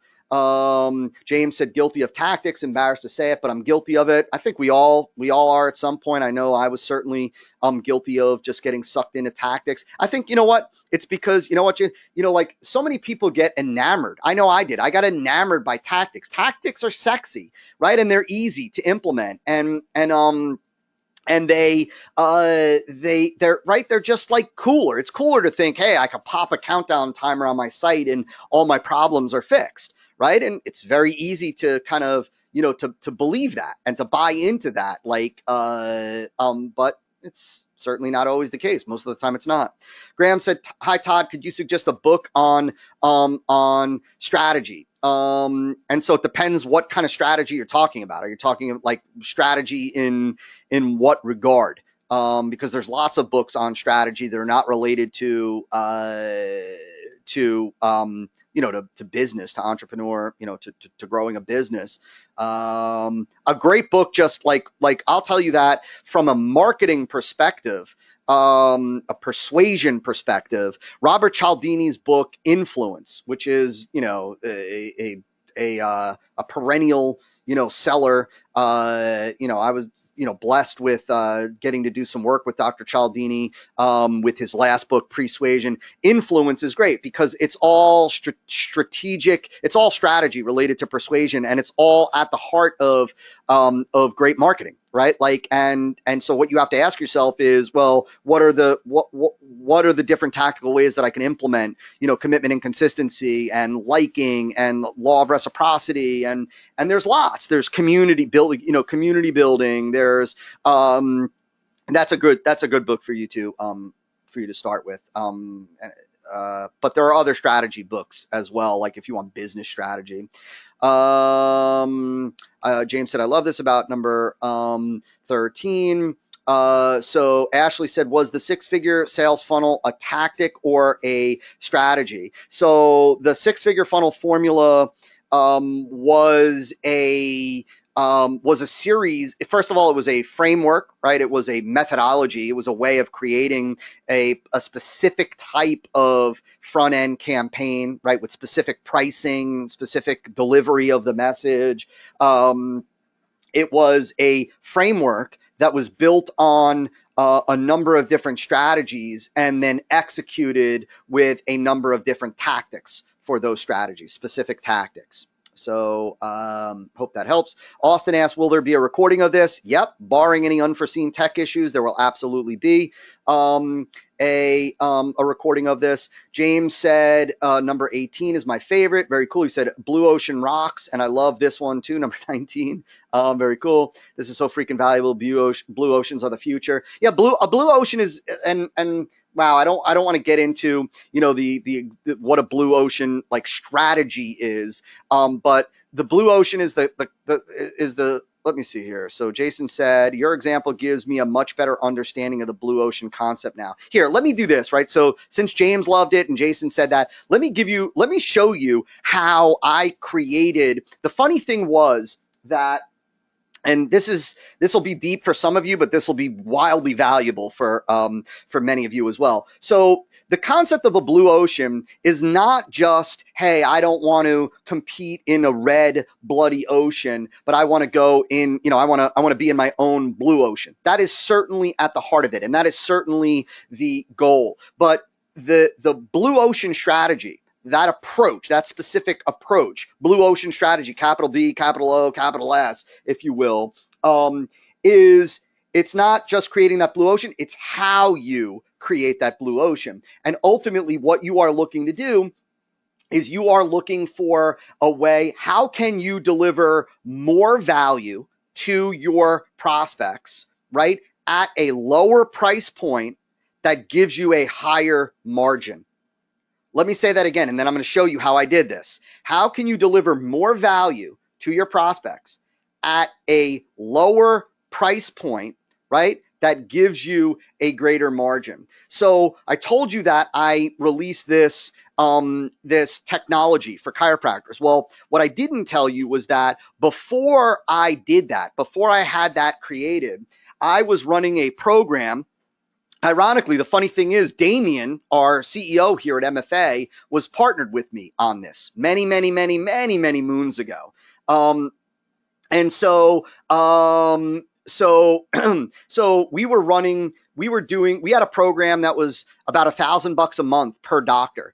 And for that $1,000 a month, we had a program in place that sent out direct mail. Like we ran small space ads for doctors. When we ran the small space ads, went to a toll-free recorded message. We then sent out multi-step direct mail pieces for doctors and physical birthday cards and physical DVDs and whatnot. And it was incredibly costly for us. We had to coordinate with multiple vendors, right? And so there was like a 50% margin for us because, we were spending $500 a month on vendor servicing these doctors, right?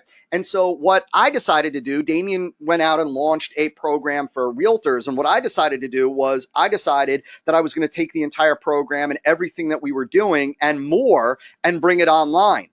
Right. And so instead of fulfilling direct mail letters and DVDs, I said, let's do online video. This was when online video was just getting started. I said, let's do it online and let's send out all the emails, right? And let's do everything online. And what that allowed me to do was it allowed me to go from $1,000 price point to a $300 price point. It allowed me to add more things that we couldn't even afford to do offline that now we could do online, like networking for them and a monthly newsletter that we could send out to all of their patients and all of their prospective patients. And so I was able to do more online than what we were doing offline. I was able to lower the price point from 1,000 down to 300. I was able to I was operating at like call it a 90+% margin because there were insignificant costs for me at that point, server costs and whatnot. And it was so much easier for me to fulfill because everything was automated. And so the beauty is that that's a blue ocean strategy. Like how did we were able to, we went into a category of our own, right? The multimedia patient attraction technology for chiropractors, right? Because we created our own category and we were able to reduce the price from $1,000 a month down to 300, do more for them, automate more for us, and give us a massive margin. That's a blue ocean strategy in effect. And so hopefully that gives you even greater insight, Jason. So James said, I've never heard anything about this. Number 25. Yeah, 25, the RFM scoring is huge. Let me see. James said, I think I've heard Jay Abraham talk about something like this. James said, thank you so much for doing this, Todd. You're very welcome. Cullum said, fantastic and truly valuable session. Many thanks, Todd. Have a great day. You're very welcome. Atwan said, it's easy to analyze copy tactics of competitors, but how do you analyze strategy and adjust properly? You analyze strategy by asking yourself, what's the reason why they're doing this, right? And initially you might not, you may not know, like, right? Like the reality is you may not know but you start to ask yourself, you start to become attuned to, you start to tune into, why are they doing this? What's the benefit of having these Facebook comments here? They're not doing it just because it looks nice on the web page, right? Like, why are they doing this? It's just like this. It's like when you are looking at a marketing campaign that you like and you want to learn from it. Don't try to swipe the tactics. Ask yourself, why are they address what emotion are they addressing in the headline? Right? Why did they have this paragraph in here? Why do I think they said this? Why did they say this before this? Like when you are looking at certainly Agora stuff, or my stuff, you need to know that everything is in there for a reason. Nothing is being said just willy-nilly. Everything is in there for a strategic objective. And you need to start to look and ask yourself and become in tune with, why is it there? What are they trying to do? What are they trying to achieve? Are they addressing an objection? Are they trying to build credibility? Are they trying to show social proof? Are they trying to offer proof for something that they just said? Are they trying to give establish credibility? And so, right, because if you don't know if you just study the tactics, you have no idea why they are doing it, and you can absolutely blow it. Right? Like, why does a countdown timer work? A countdown timer works because it leverages urgency. Urgency is what works, right? Urgency is what works. There may come a time when countdown timers become ignored. If they were on every website out there all the time, they could absolutely begin to diminish in their impact. We need to find a different way to continue to leverage urgency. I don't think that that'll happen, but that's the difference between understanding strategy and tactics. So Simon said, how to apply lesson 6 and 7 for local businesses that do not have a back end, like a chiropractor. Most I know are selling packages and not really have room for back end upsell. So let me clarify something. So an upsell and a back end are two different things. An upsell, a downsell, an add-on offer, those are all part of the same campaign. Right? When you put in an upsell or a downsell or an add-on offer, like I've taught you in the E5 Camp Masterclass, into your campaign, that's not a back end. That is in that campaign for one reason and one reason only, and that's to increase the average transaction value on the front end, so that you can afford to spend more to acquire more customers. The back end is the marketing campaign that you do to generate the second transaction, the third transaction. When you offer an upsell, a downsell, an add-on offer, that's not considered an additional transaction. That's all part of the same initial transaction. Whether they take one upsell or 5 upsells or 2, whatever it is, however many it is that you offer, that's all part of the same transaction. It's all part of the same experience, the same campaign. Right? It's still there. It's the first time that they're buying from you, whether they buy 7 things or 1 thing. It's all the first time that they're buying from you.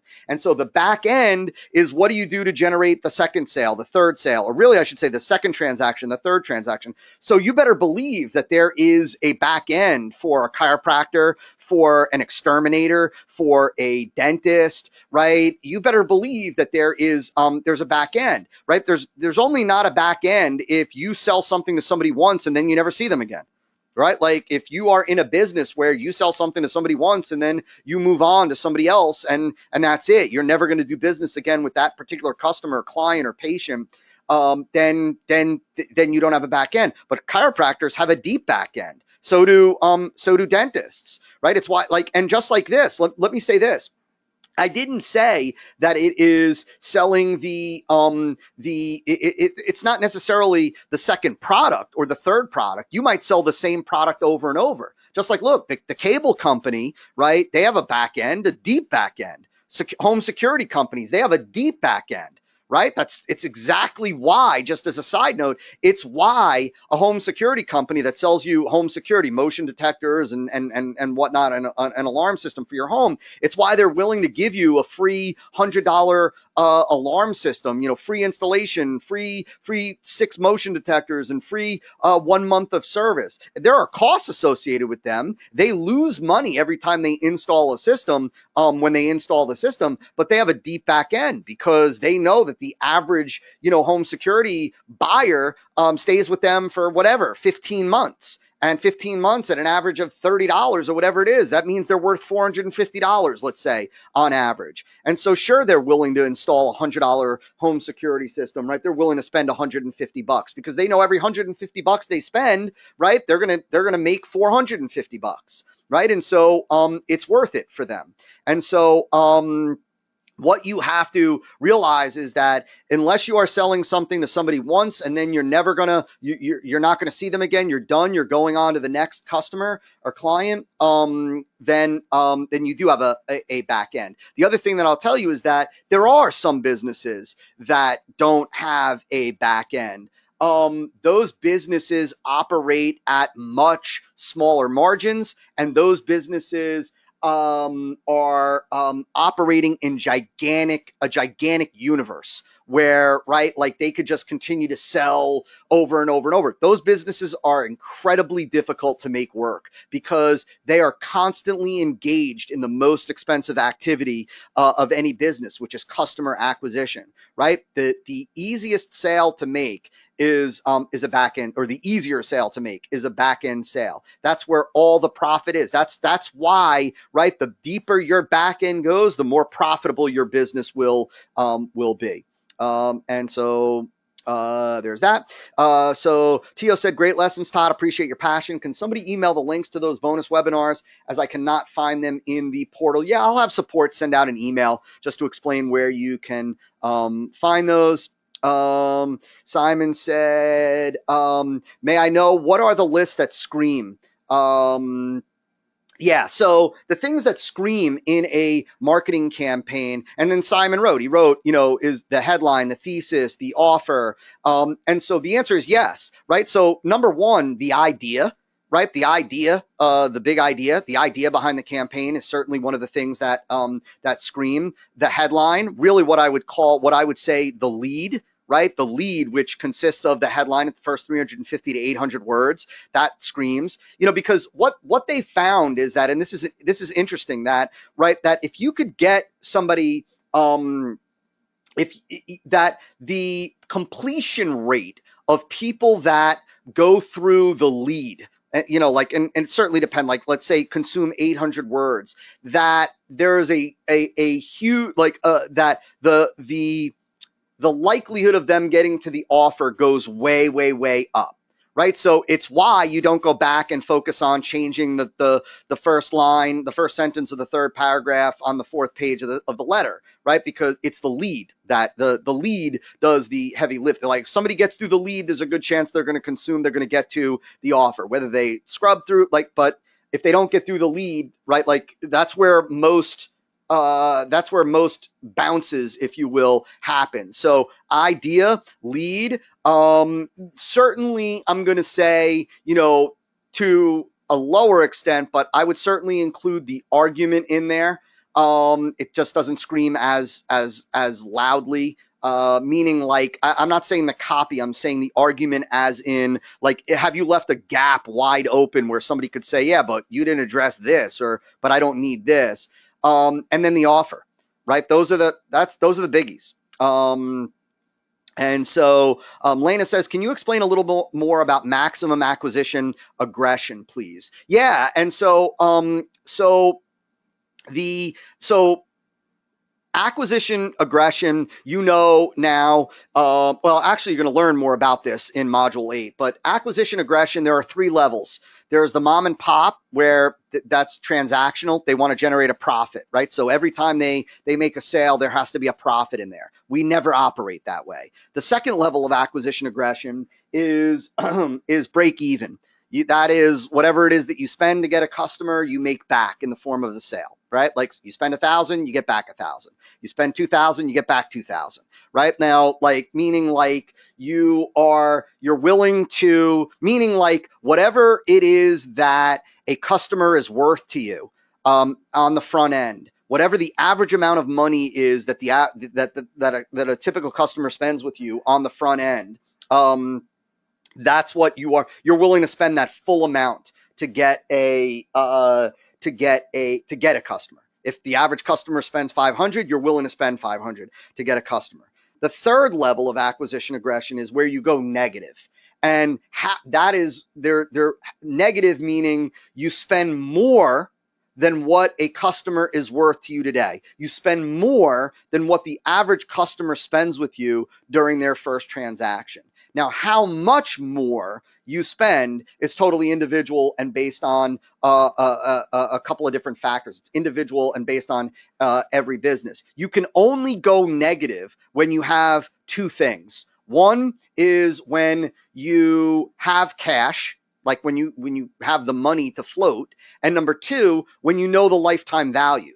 Meaning, like, right, the only reason why the home security company is willing to spend $100 installing a new home security system, why they're willing to pay out of pocket the costs to install a $100 home security system, is because they know that every time they do that, they're going to be collecting $30 a month for whatever it is, 12 months, 15 months, whatever the average is, right? And so they know the lifetime value and they have the money to float, meaning they can afford to spend or invest $100 to get a new home security customer, right? And it's like I've told you guys and gals, and you're going to learn more about this in module 8, but it's you are operating like an investor. When you are operating at, like when you're operating at the level 2 and level 3 of acquisition aggression, you're acting like an investor. Really at level 3, like, because think about this. If I told you this, if I said to you this, that if you give me $50 right now, if you take $50 out of your pocket and you give me $50, I'll give you back $50 right now, and then I'll give you another 50 in a month from now. Well, how many of you would do that? Well, hopefully the answer is all of you, right? Like all of you would do that. If you wouldn't do that, you need to exit this training immediately. But of course you do that because you give me $50. I then give you $50 back, meaning you broke even. You have no less money than you did before. But now a month from now, I'm going to give you another 50. Now the question is, well, how often would you do that? If I said every time you give me $50, right, I'm going to give you $50 back, and then I'm going to give you another 50 in a month from now. Right? Well, how often would you do that? Well, the right answer is you do that every second of every day. You'd hand me 50, I'd hand you 50 back, boom, that's another 50, right? You would hand me 50, I'd hand you 50 back, boom. Now in a month from now, you're going to be getting $100, right? And you're using the same $50 over and over. You're recycling the same 50. You give it to me, I give you $50 back, boom, you're at break even, you're no less money, you're using the same 50. Now you're up to 150 a month from now, right? Like, and so that's easy. Right. Simon said I'd give you $50 every day. You'd give me $50 every minute, right? Every second, because you're not digging into your bank, right? That's why break even really isn't operating like an investor, because only an idiot wouldn't do that. But now here's the question. The question is, would you give me $50, right? If I said to you, well, I'll give you $40 back right now, and then I'll give you 50 in a month. Right? Now, the question is, would you do that? Well, the answer is yes. All of you would do that once, right? Maybe some of you would do that twice. Maybe some of you would do that 10 times. But how often you were willing to do that is dependent on how much money you had. You see, you know the value of the investment. You know the lifetime value. You know that for every $50 you give me, it's really worth $90, 40 today, and then 50 in a month, right? So you know the one piece of the equation, but the other piece that you need to have is, the question is, well, would you still do that every second of every day? Well, odds are the answer is no, you wouldn't, because eventually you'd run out of money. Because every time you made that investment with me, that's $10 going out of your bank account, right? Like you're losing $10. Every time you do that, you're losing $10 because you're giving me 50, I'm giving you 40. Now you're minus 10, right? You give me another 50, I give you 40. Now you're minus 20, right? You give me 50, I give you 40 back. Now you're minus 30, right? Eventually, if you're not careful, right, and if you don't have the money, you could run out of money. Right now, what happened, this is when you get too aggressive, right? That means that a week from now, you might run out of money. and now you have no money, and you're not collecting on the 50 for another 3 weeks after that, and you go out of business. That's why it's possible for a company to be profitable and go out of business, because they might be profitable, but they haven't had the time to collect on the money, right? Like, in other words, they make a sale today of $1,000. That sale is paid out over the next 6 months, but it costs them too much to make that sale, right? And they don't have time to collect the money. So the thing for you to understand is how aggressive, how negative you go is dependent on what is a customer worth and what kind of cash can you float. Now, if I said to you, I'll give you $50, for every $50 you give me, I'll give you 40 back right today, and tomorrow I'll give you $50 back. Right? Well, now you get to break even. You get to break even and beyond in one day. Now you can do that. You'd probably go back to every second or every minute, or maybe every hour of every day, because by tomorrow you wouldn't run out of money and you'd start collecting on the additional 50. Right? So you've got this machine where even though you're going negative today, you're collecting the rest of the money tomorrow, right? That's how the biggest companies operate. That's how the biggest companies operate. You understand what it is that you can afford to invest in. And when I say the biggest companies, I'm talking about the best, most successful, fastest growing direct response companies. Understand that customer acquisition is all about an investing game. See, a company like Agora, what most people don't understand, who like, I'm fortunate in that I get to consult with Agora and I understand the behind the scenes with their business. What most people don't understand is that what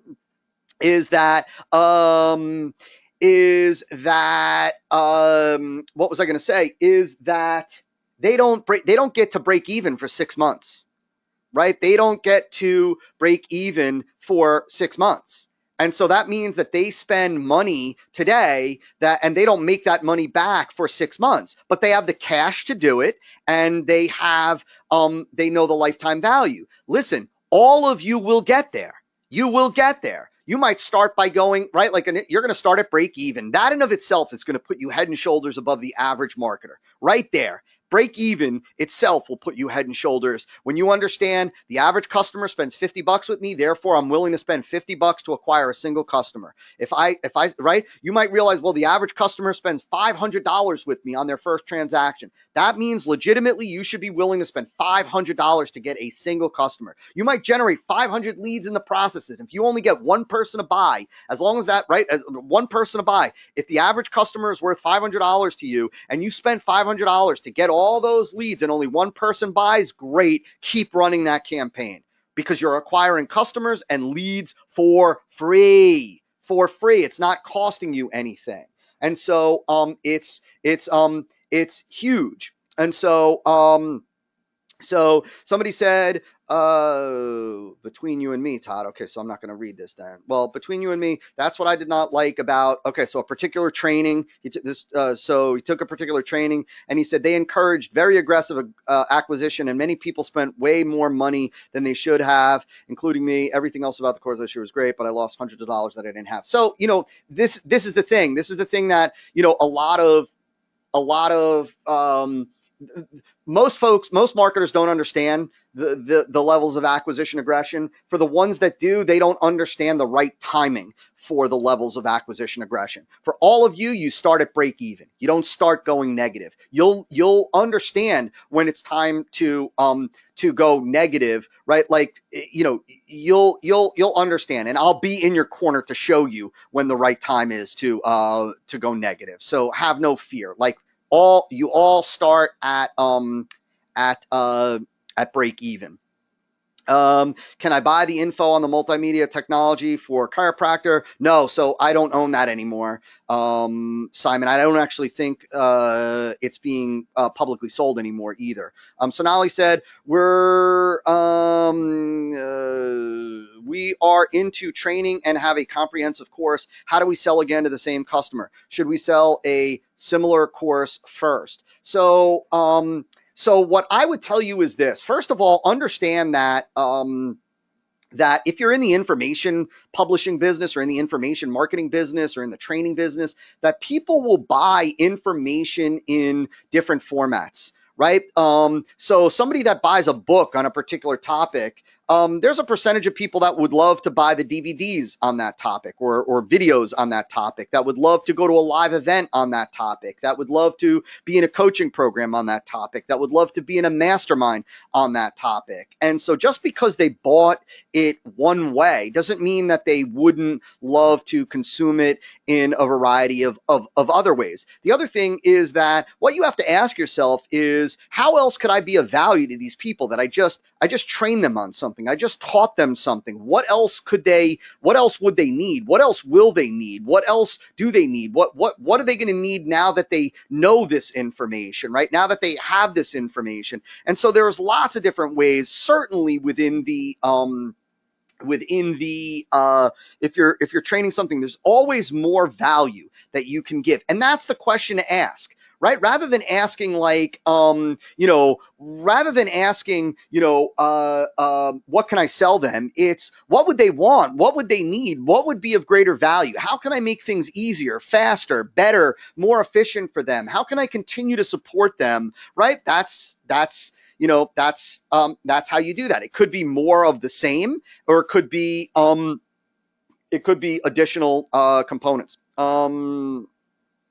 Yeah, and James, just like you said, James said, urgency means nothing when the offer is no good. A lot of weak marketers try to increase the power or the impact of their offer by using high pressure tactics like bogus scarcity, bogus urgency, and that's when it feels completely icky. Right? Like, the reality is that I'll tell you, the best urgency that you can have built in is when you can demonstrate how the person can reap the benefits quicker, when you can show them that they no longer need to be in pain, that starting whatever, in 3 days, in 1 week, in 5 days, that they can experience the benefits, that they could escape hell and be in heaven, so to speak, metaphorically. That is the best way to build an urgency. And so James, that's what she said. So James Alexander asks, what to do when you don't have a back end offer? Second question: when looking at creating the first back end offer, what are some of the things to consider? So, well, when you don't have a back end offer, what I would say is this: when you don't have a back end offer, and it's time to create a back end offer, because like, you're acquiring customers, you've got your E5 campaign in place, or you're bringing in new customers, and you're bringing in new customers consistently, and now you are just going to scale that. You're going to increase your traffic channels, right? Like, you're getting customers, right? Until you're getting customers consistently, you don't worry about the back end. You solve that issue, the foundational issue first. Then what you do is you create a back end offer. Now, that back end offer could be created. And remember, I said you create a back end offer. I didn't necessarily say you create a product, but that back end offer could be your own product that you create. It could be a product that you license. It could be a product that you JV with. It could also be a product that you introduce to your customers. It could be one that you joint venture, right? Meaning where you find you find somebody else that's going to provide the product, and you present it to your customers, and then you split the money. And you could use that as a way to identify what your customers are most interested in. And then once you see this offer, this affiliate offer is converting well, and then you create your own version. When it comes, the money is always in having your own product, right? Because you get 100% of the money rather than having to split it with a partner. What I'll tell you is the easiest way to start when it comes to the back end is more of the same, right? And so if you sold a training on copywriting, let's say, for example, what is more of the same? Well, maybe there is an advanced copywriting program, or maybe there's just a monthly program that you want to offer people where they can get monthly guidance from you, or you could do a monthly demonstration of copy, or you could do a live boot camp, or you could do a mastermind where you swap ideas, test results from copy. More of the same is where I would start. And so let me see here. For time purposes, let me cruise through this. So thank you. So Lena said, thank you so much. Simon said, okay, got it. Thanks, Todd. You're very welcome. Lena said, should the back end be more expensive than the front end? Not necessarily. No. not necessarily. It's common in the info business, but it's not necessarily. It's not necessarily no, not necessarily. The back end could be the same price. The back end could be cheaper, to be honest with you, right? Like you could sell somebody, a $500, like you could sell somebody a $500 home automation system, right? Like to automate the lights and the front door and the doorbell and the TV and all that jazz, and then sell them a $29 kind of maintenance program, and that $29 is part of your back end. Of course, you have other back ends in there that you might sell them an upgrade to their thing at some point. You might sell them a new automation kind of widget at some point. But the core is, that every time you sell somebody an automation system, that they're going to pay you $29 a month or $89 a month or $590 a month, right, to continue to do that. And so not necessarily. Also, your back end could be the same as your front end, right? Like in other words, look, you buy a piece of software and you spend $59 a month on it, and then you're in, like, it's an ongoing, it's a SaaS, it's a software as a service, and then you pay $59 a month every month. That's the back end. That ongoing billing is the back end. Right? It's why a lot of software companies can afford to, if they have a $59 a month membership plan, they can afford to spend a heck of a lot more than $59 to get a customer, because their back end is the ongoing continuity. Michelle said that this was incredible. Learned so much from it. Thank you. You're very welcome, Michelle. James said, okay, sorry, that was after you talked about a deep back end. Got it. Katana Castilla said, I just launched my monthly membership to a warm audience for $97 because the offer is definitely worth that, but no one bought. I know a lot of them have school-age kids that they're preparing for school, so I lowered the price to $47 a month for the first 50. One person inquired, but no one bought. Any suggestions on what I can do to recover now that it's out there? I'm not sure how to proceed. So that's a big, broad question, probably beyond the scope of this bonus training. I'll say this, that that is an example of let's assume that you're targeting the right people, meaning, right, you're speaking to people that are real prospects for your offer. That is an example of what I talked about earlier when I said that there is an issue with one of the elements that scream, right? That there's an issue that either the offer, even at $47 a month, right, that it's not excuse me, it's not compelling, it's not over the top, it's not a no-brainer.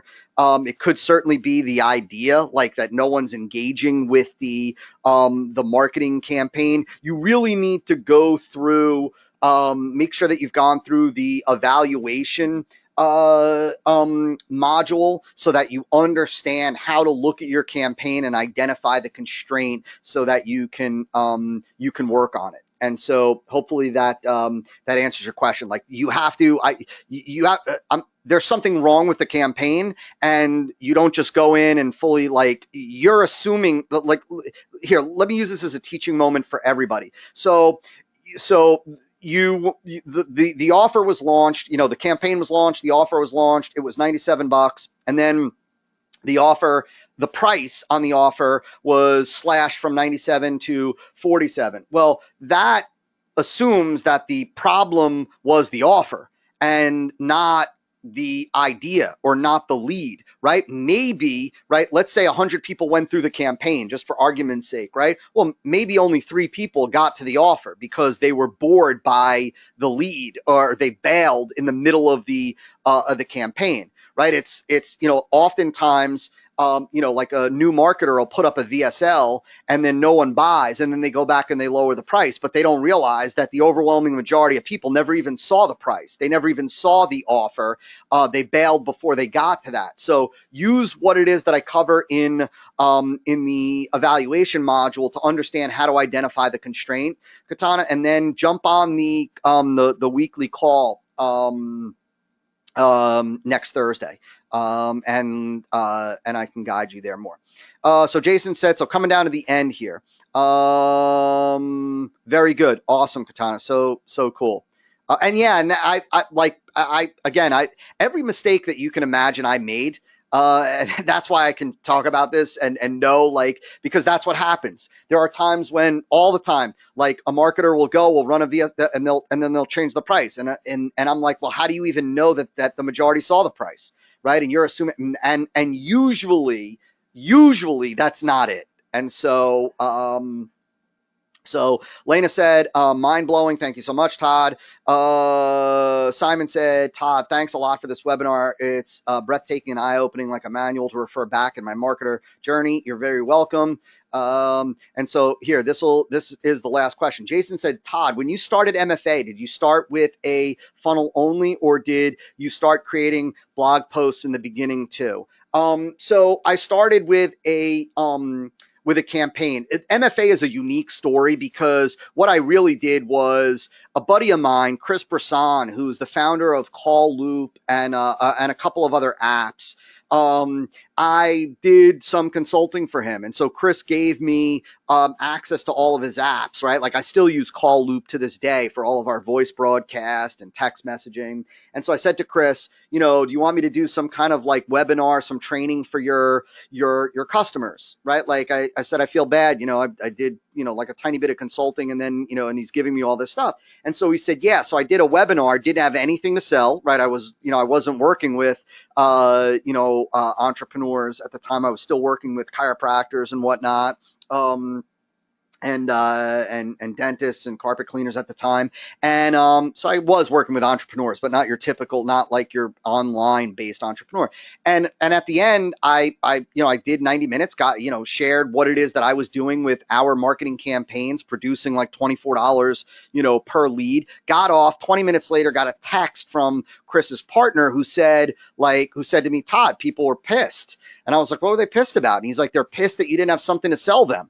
And I was like, and the funny thing of all is that has never happened to me before, and that has never happened to me since. I'm like, of course, the time I have nothing to offer, that's when everybody's annoyed that I have nothing to offer. And so that's when I spent time really thinking about it. And I was like, wow, I looked at the market, and I really saw that there was a gap in the market. Nobody was really teaching at the time funnels, right? This is a handful of years ago now. This was before everybody and their brother became a funnel expert. And I said, wow, I'm gonna put together a training program on this. And what I did was what I decided to do was I decided to put together the training program. But what I decided to do was I went back to my buddy Chris. I held another webinar months later, and I offered the original marketing funnel automation partnership coaching program. But I didn't actually have the program created. I told them that I was going to start the program next week, and that I'd be rolling out a new module every week. And so I sold it on this webinar. I sold out on the webinar, and then I created a module a week, and I leaked the module out every week. I told them that's what I was going to do. So I got paid up front to create the program. And then I created a marketing campaign, and I went out and after that, and that's when I began to generate traffic and market that program. And then over time, the program just, it went from, $2,000 to $3,000 up to $5,000. And then we changed how we were marketing and selling it over time. And then once I see, to answer the question, which I think you're really asking, Jason, what I did was I only started to write blog posts and whatnot, create content after I was generating leads through the campaign. For the people that weren't buying or hadn't bought, I wanted to continue to educate and shape their perspective, because I believe that they would at one point buy, or I knew that in the future I was going to have other programs on other things. And so I wasn't using blog posts as a way to try to get search engine rankings and all that. That was a byproduct. Like the search engine rankings, whatever search engine rankings we got and still have, were really just a byproduct of me wanting to create content to continue to build goodwill, value, and shape their beliefs and perspective. And so hope that helps. Yeah.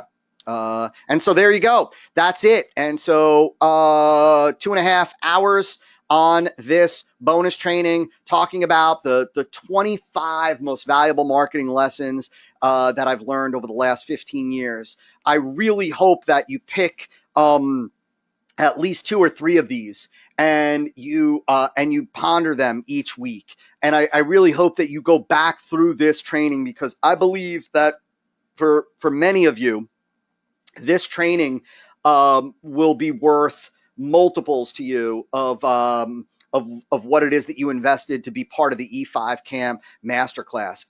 I held nothing back, right? Like I truly held nothing back. I never hold anything back with you guys and gals, with all my clients, with all of my tribe, but certainly there was nothing that I left out in this. And so I hope that you continue to use this as a resource. And I hope that this excites you as much as it excites me and excited me to give this to you.